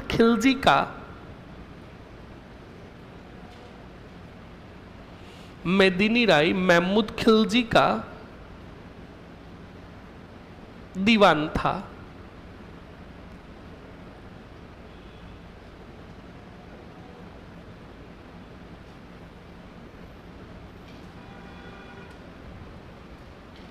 लिख लिया? ओके। अब सुनो और समझो। ईडर का युद्ध बड़ा भयंकर युद्ध होगा, सुन लो और समझ लो ईडर में क्या होगा और क्या नहीं होगा। अब स्टूडेंट, ईडर का युद्ध का कारण बने रायमल और बारमल, दो नाम लिखा है मैंने। ये दोनों भाई थे और दोनों के बीच में संघर्ष हुआ। किसको लेकर? ईडर को प्राप्त करने को लेकर। ईडर के राजा बनना चाहते थे दोनों। बारमल ने बुलाया गुजरात के मुजफ्फर शाह को, तब रायमल ने बुलाया किसको? सांगा को। अब सुनो, जब सांगा को बुलाया तो सांगा के पास इस समय सांगा को सैनिक सहायता चाहिए थी। तब सांगा ने पत्र भेजा मारवाड़ के राव गांगा को। किसको? तब राव गांगा ने ईडर के युद्ध में 7000 सैनिक भेजे। किसकी सहायता है? तो सांगा की। और फिर सांगा लड़े कौन सा युद्ध? ईडर का युद्ध, जिसमें हार हुई मुजफ्फर शाह और बारमल की। और ईडर का शासक बनाया किसको? राय। पर बाद में ईडर की राजनीति बदल जाएगी। और कान खोल के सुन लेना, भाग लेने आएगा खानवा के युद्ध में ईडर से कौन? बारमल। कौन सा मल? तो अपने दिमाग पर यह जोर देकर नहीं सोचे कि ईडर में तो सांगा ने साथ दिया किसका? रायमल का। और खानवा में लड़ने आ रहे कौन? वो हमेशा राजनीति और उस समय की स्थिति पर निर्भर करता है। बोलो समझ में आया कि नहीं आया? ओके। ईडर का युद्ध कंप्लीट। उसके बाद बताओ अगला युद्ध कौन सा? सुनो और समझो। बयाना से पहले एक छोटी सी बात। एक कहावत है ना स्टूडेंट, सर बारमल तो सांगा के साथ था ना, तो क्या हो गया? तो कहाँ टेंशन है आपको? यही तो मैंने कहा ना। अब सुनो और समझो क्या होता है और क्या नहीं होता है। स्टूडेंट अच्छे से सुनिएगा और समझिएगा। स्टूडेंट, एक कहावत है ना, घर का भेदी लंका ढाए। घर का भेदी लंका ढाए। तो ये बात क्यों कही जाती है? सुनो और समझो। इब्राहिम लोदी के चाचा थे कौन? बहलो लोदी। बाबर को भारत पर आक्रमण करने का निमंत्रण किसने दिया था? दौलत खान लोधी और आलम खां लोधी ने, ध्यान रखना, जो किसके परिवार के थे, इब्राहिम लोधी के ही। और बिल्कुल सही कहा, इधर किसी ने भी बोला है तो बिल्कुल सांगा ने भी संदेश भेजा था किसको, बाबर को, कि तू हिंदुस्तान पर क्या कर, आक्रमण कर। जिसने अच्छे से इतिहास पढ़ा है उनको पता है, बिल्कुल फैक्ट है, सांगा ने भी संदेश भेजा था। तो सुनो और समझो। तो बुलाया किसको, बाबर को। बाबर आया और बाबर ने बिल्कुल लोधियों की इस कमजोर सत्ता का फायदा उठाया, युद्ध लड़ा पानीपत का, और पानीपत के युद्ध में पराजित किया किसको, इब्राहिम लोधी को, और हिंदुस्तान की सत्ता पर अधिकार हो गया। बोलो किसका, बाबर का। बाबर ने हिंदुस्तान पर अधिकार कर लिया, मुगल वंश की नींव रख दी, पर रात को सोते समय उसे नींद नहीं आती थी, क्योंकि उसे पता था कि उत्तर पश्चिम क्षेत्र में विशाल साम्राज्य है मेवाड़ के राणा संग्राम सिंह का। कान खोल के सुन लेना। सुनो, इसी बाबर की सेना ने बयाना पर अधिकार कर लिया। जैसे तैसे ये बात पता चली सांगा को, तो सांगा ने विशाल सेना भेजी। कहाँ, अरे बोलो बोलो, बयाना। बयाना विशाल सेना भेजी स्टूडेंट, और विशाल सेना भेजी। तब सुनना, सैनिकों ने क्या प्रण लिया, कहा कि बयाना में ऐसा युद्ध लड़ना है कि ना तो सैनिक मारे जाए बाबर के, और ना ही जिंदा बचे। उनकी स्थिति जो करनी है, अधमरे करने उनको।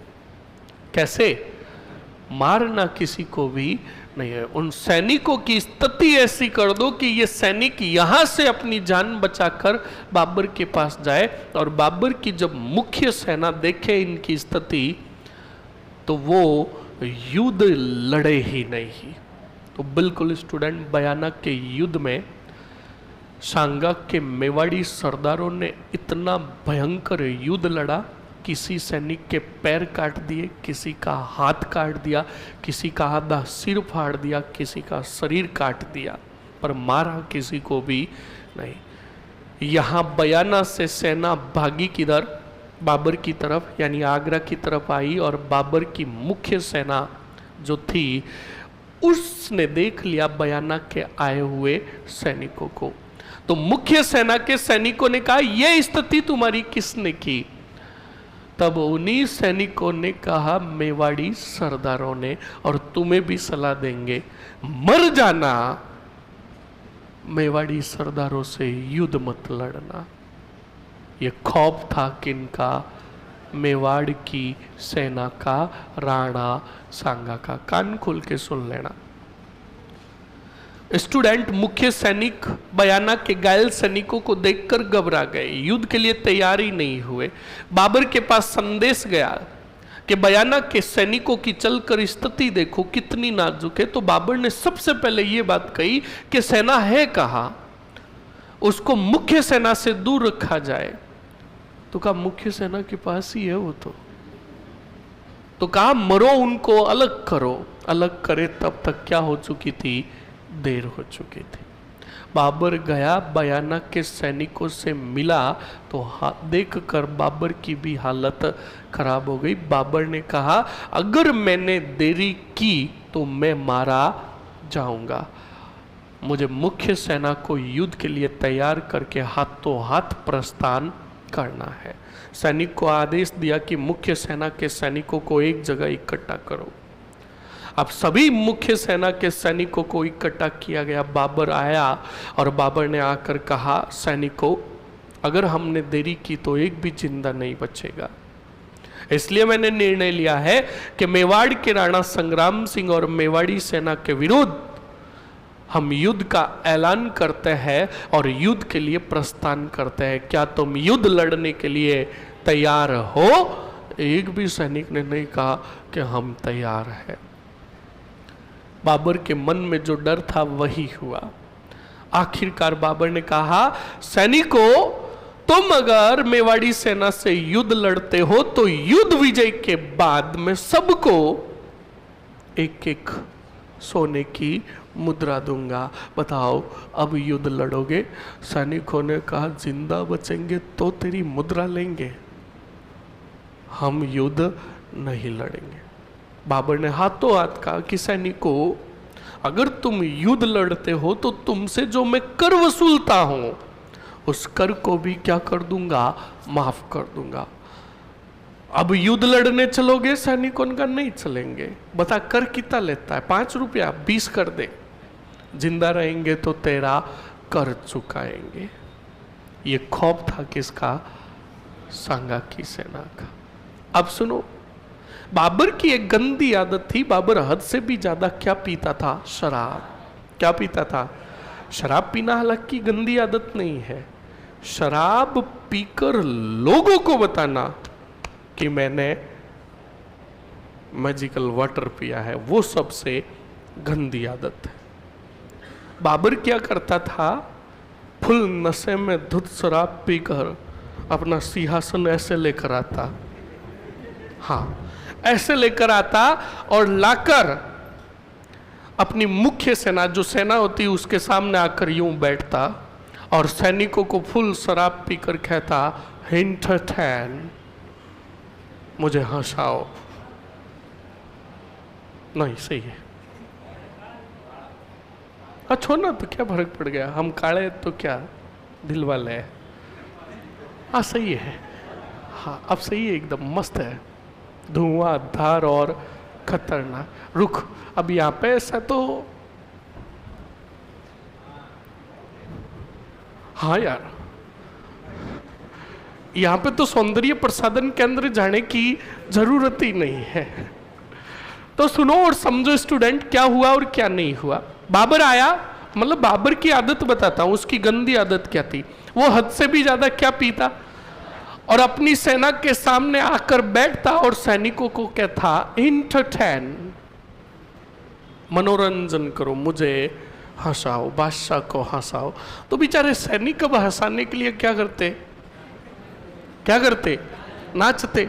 अब तुम्हारे जैसे डांसर थे, कोई अतरंगी कपड़े पहन कर आते कर नाचते, और कोई तो वो चुन्नी ओढ़ कर नाचते और कहते छत पर सोया है बहनोई, है ना। ऐसे डांस करते तो बाबर को क्या आता? मजा आता। अब सुनो, मैं हमेशा तुम्हारे सामने आकर मैं तुम्हें एक ही डायलॉग सुनाऊं, एक ही मतलब कोई चुटकुला सुनाऊं, तो पहली बार सुनोगे तो तुम्हें हंसी आएगी कि नहीं आएगी? अगर मैं उसी बात को बार बार चुटकुले को सुनाऊं तुम्हें हंसी आएगी? नहीं आएगी ना। तो बाबर भी सबके डांस देख देख कर बोर हो चुका था, बाबर को हंसी नहीं आती थी। तब बाबर शराब पीकर सैनिकों के सामने बैठता और कहता, नाचो नाचो। नाचते। अब वो डांस हमेशा देख रखा, क्या नचाए।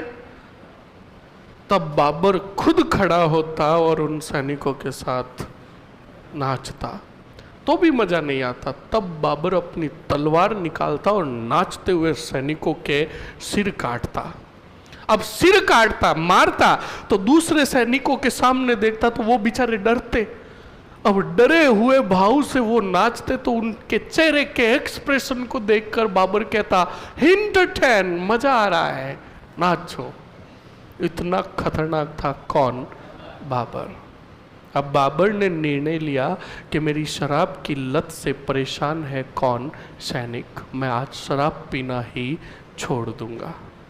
बाबर आया और बाबर ने सैनिकों को आकर कहा, सैनिकों, तुम अगर मेवाड़ी सरदारों से लड़ते हो, सांगा की सेना से लड़ते हो, तो तुम्हारे सामने ऐलान करता हूं कि मैं शराब पीना छोड़ दूंगा। बताओ, युद्ध लड़ने के लिए चलोगे? सैनिकों ने कहा, तो एक काम कर, 5 लीटर की जगह 10 लीटर पी, हम युद्ध लड़ने नहीं चलेंगे। तो बाबर ने कहा, मैं मार दूंगा तुम्हें। तो कहा, बिल्कुल सही है, तू मारता है, वो न जिंदा छोड़ते हैं ना मारते, अधमरे करते हैं। और सुना है कि हमारी जितनी हाइट है उतनी तो उनकी तलवारें हैं। क्या है? बिल्कुल स्टूडेंट, हमारे राजस्थान के जितने कितने भी क्षत्रिय राजवंश हुए, उन राजवंश के सैनिकों की का व्यक्तित्व देखे तो बड़ा गजब का था हर एक का, और पहले और अभी भी देख लो, हाइट 6 फुट के आसपास और शरीर तो धुआंधार और खतरनाक। अभी भी ऐसी स्थिति है तो सोचो पहले तो खान पान कितना अच्छा था, सही है कि नहीं, वातावरण कितना अच्छा था, हर चीज शुद्ध थी। उस टाइम का तो व्यक्तित्व और ही गजब का था। तो बिल्कुल कहा कि हमारी जितनी हाइट है उतनी तो उनकी तलवार है, एक पड़ी तो पता नहीं चलेगा कि दाया आलय किधर पड़ा, बाया आलय किधर पड़ा, छोटी आंत किधर, मोटी आंत किधर। फैक्ट ही है। स्टूडेंट कोई भी तरकीब काम नहीं कर रही थी किसकी, तब बाबर ने कहा अब तो एक ही बात, जिहाद का नारा। कौन सा नारा? जिसको तुम कहते हो धर्म का युद्ध घोषित किया, धर्म के नाम पर सैनिकों को तैयार किया। और जब धर्म बचाने की बात कही बाबर ने, तो उन्हीं लूले लंगड़े सैनिक जो बयाना से आए थे, घायल आए थे, उनमें भी जान आ गई। और हर एक सैनिक ने कहा अब तो लड़ेंगे धर्म के लिए, क्योंकि धर्म की बात है, मरेंगे तो धर्म के लिए, मारेंगे तो धर्म के लिए। बाबर की तरकीब काम कर गई और बाबर सेना लेकर आया कहाँ? खानवा में। बाबर ने इस युद्ध को लड़ने के लिए विशेष पद्धति योजना बनाई। कहा यह युद्ध लड़ा जाएगा तुलुगमा पद्धति में। इस युद्ध में हम तोपों और बारूदों का प्रयोग करेंगे। हमारे तोपों के तोपची होंगे उस्ताद अली और उस्ताद मुस्तफ़ा। समझ में आया कि नहीं आया? तो लिखो जल्दी से महत्वपूर्ण बिंदु।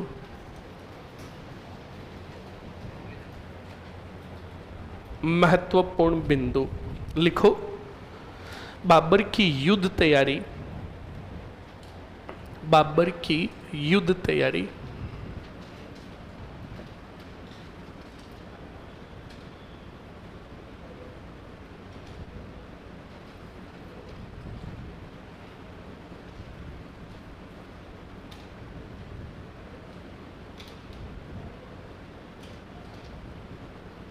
लिखो पहला ही पॉइंट,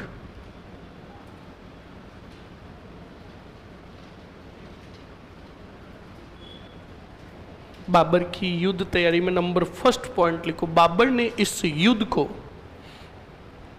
बाबर ने इस युद्ध को, बाबर ने इस युद्ध को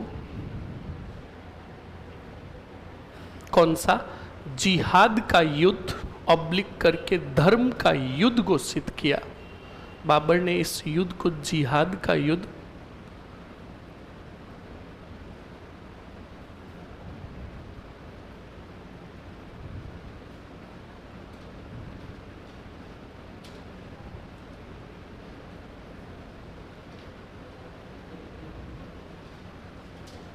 बाबर ने इस युद्ध को जिहाद का युद्ध, धर्म का युद्ध घोषित किया। लिखो बाबर ने राजस्थान में पहली बार तोपों और बारूदों का प्रयोग,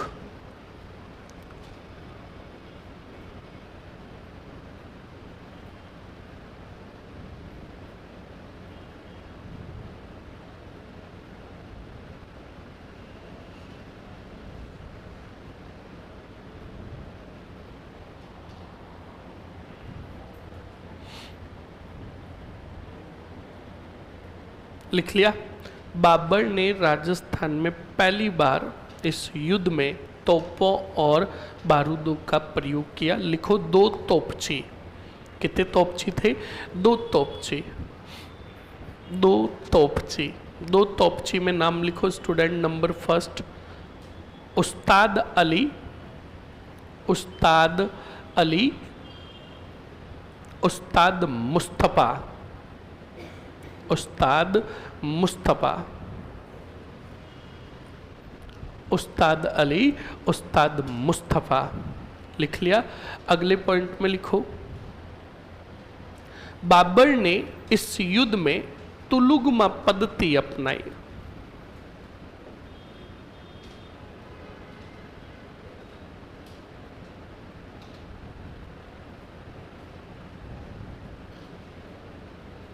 कौन सी पद्धति?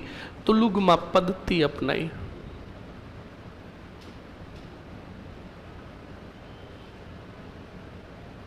बाबर ने इस युद्ध में तुलुगमा पद्धति अपनाई। अगले पॉइंट में लिखो। अब लिखो सांगा की युद्ध तैयारी। सांगा की युद्ध तैयारी। आप में से कोई बताएगा स्टूडेंट, सांगा ने इस युद्ध में भाग लेने के लिए कौन सी परंपरा, पाती पर्वण परंपरा प्रारंभ की?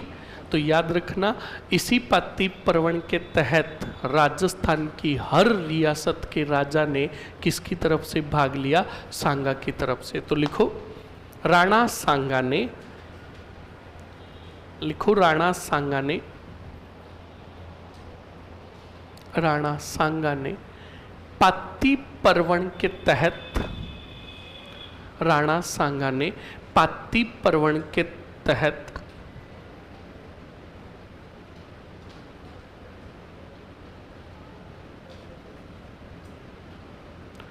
रियासतों के राजाओं को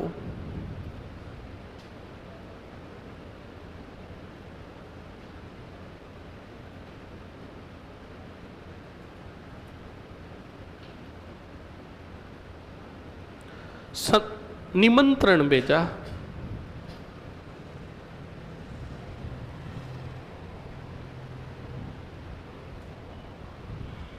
निमंत्रण भेजा, लिख लिया? ओके। अगले पॉइंट में लिखो, अगले पॉइंट में लिखो स्टूडेंट सीधा, भाग लेने वाले राजा,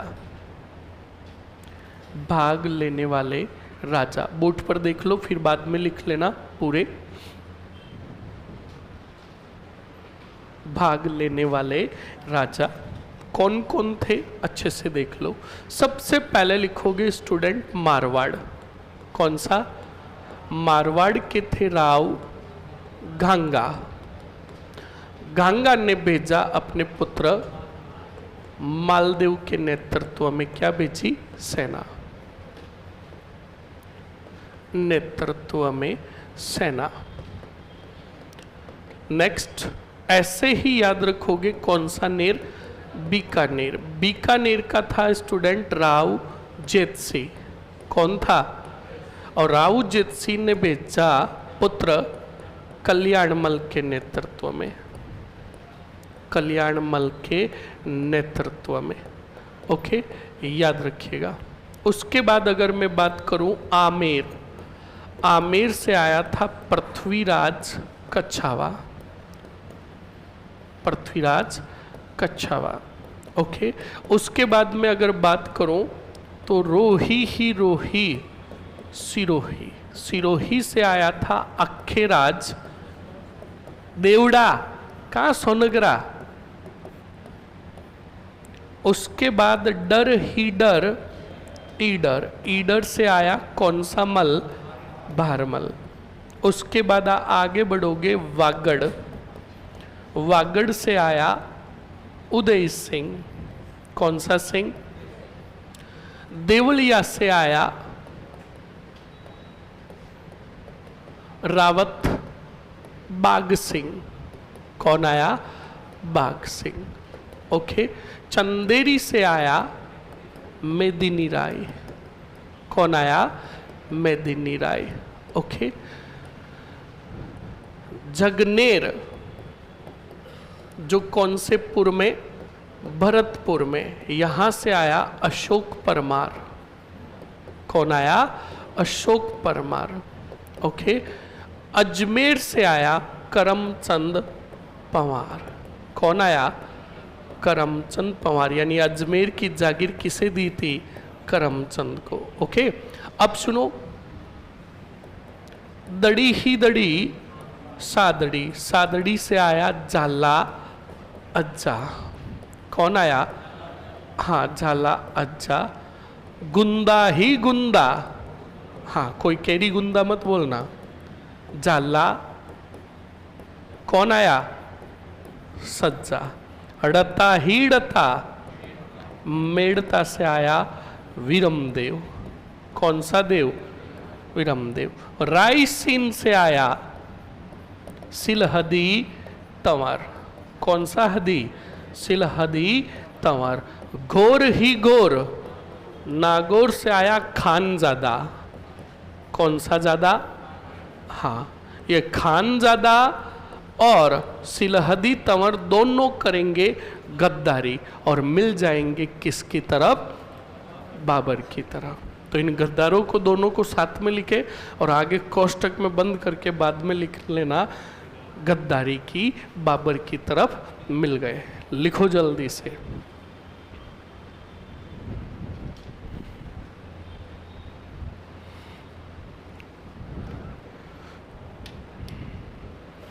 लिखो जल्दी से स्टूडेंट।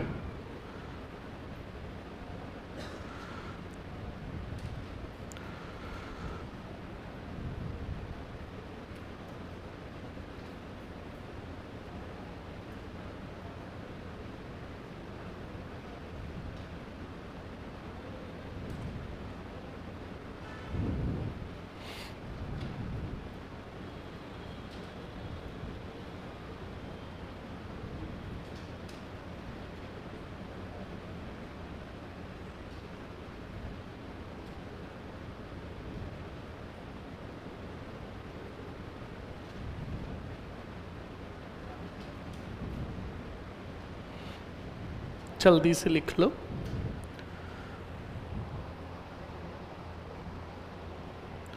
और कर्नल जेम्स टोड का मत तुम्हें पता है कि राणा सांगा की तरफ से 7 प्रथम श्रेणी के राजा, 9 राव और 104 सरदार लड़े थे।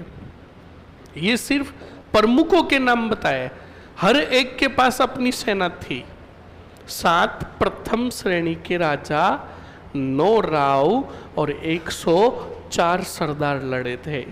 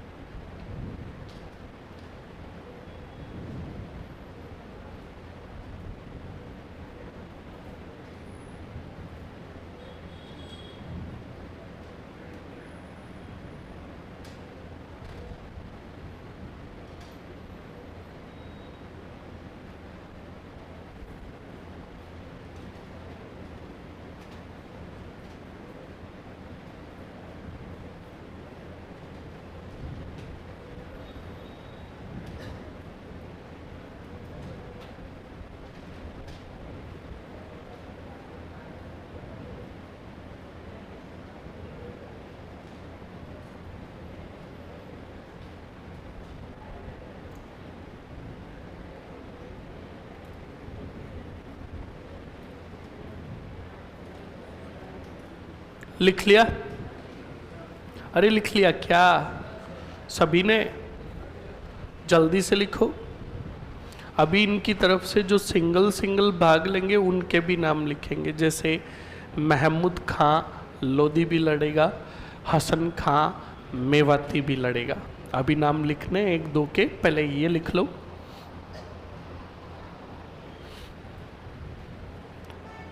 सर एक बार नागौर के सेना नायक का नाम बोल दीजिए ना। खानजादा। कौन सा जादा? खानजादा। लिख लिया? अरे लिख लिया क्या सभी ने? लिख लिया? अब लिखो, लिखो जल्दी लिखो रे। क्या धीरे धीरे लिख रहे हो? कहीं टाइम के हिसाब से तो नहीं लिख रहे हो तुम? कहा कि 12 हो गए हैं, छोड़ो धीरे धीरे लिखो। गाडा रीजो, क्या रीजो याद है? किसने गाया था? भंवरलाल पालीवाल मर जाएगा, टूपा दे दूंगा। किसने गाया? नानक जी भील ने, डाबी घटना के दौरान। गाडा रीजो रे स्टूडेंटो, गाडा रीजो, थारा दुख सभी मिट जाए। गाडा रीजो, गाडा का मतलब डटे रहना, कोई भी खड़े होकर जाना मत। पर तुम तो टारगेट कर रखे हो 13। लिखो जल्दी से। अब तो लिख लिया? नहीं, लिख ले, और दो एक लिख ले। आगे बढ़ो, आवाज नहीं। अब लिख लो जल्दी से स्टूडेंट, लिखो। बताओ एकमात्र मुस्लिम सेनानायक कौन लड़ा था? नहीं, एकमात्र तो प्रताप की तरफ थे, इनकी तरफ तो महमूद खान भी तो था ना। तो लिखो महमूद खान लोधी। महमूद खान लोधी, आगे कोष्टक में लिख दो इब्राहिम लोधी का भाई। आगे लिख दो हसन खां मेवाती। हसन खां मेवाती कौन? हसन खां मेवाती। अब लिखो कर्नल जेम्स टोड के अनुसार, कर्नल जेम्स टोड के अनुसार सांगा की तरफ से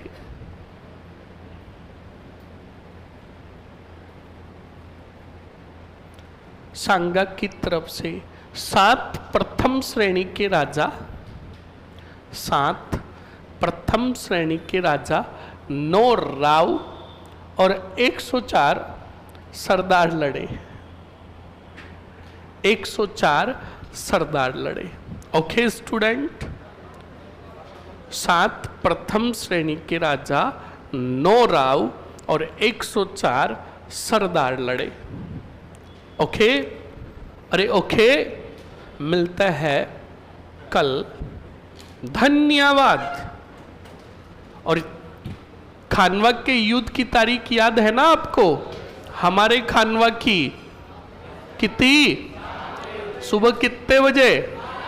कहाँ आक्रमण करेंगे हम? और उसे बनाएंगे हमारी स्थाई, नहीं बनाएंगे, अस्थाई रहेगी। स्थाई तो कहाँ रहेगी? आओगे ना रण क्षेत्र में। धन्यवाद। और साथ में उनको भी लेके आना जो कंपटीशन की तैयारी कर रहे हैं, ये भी सुन ले। ओके, चलिए।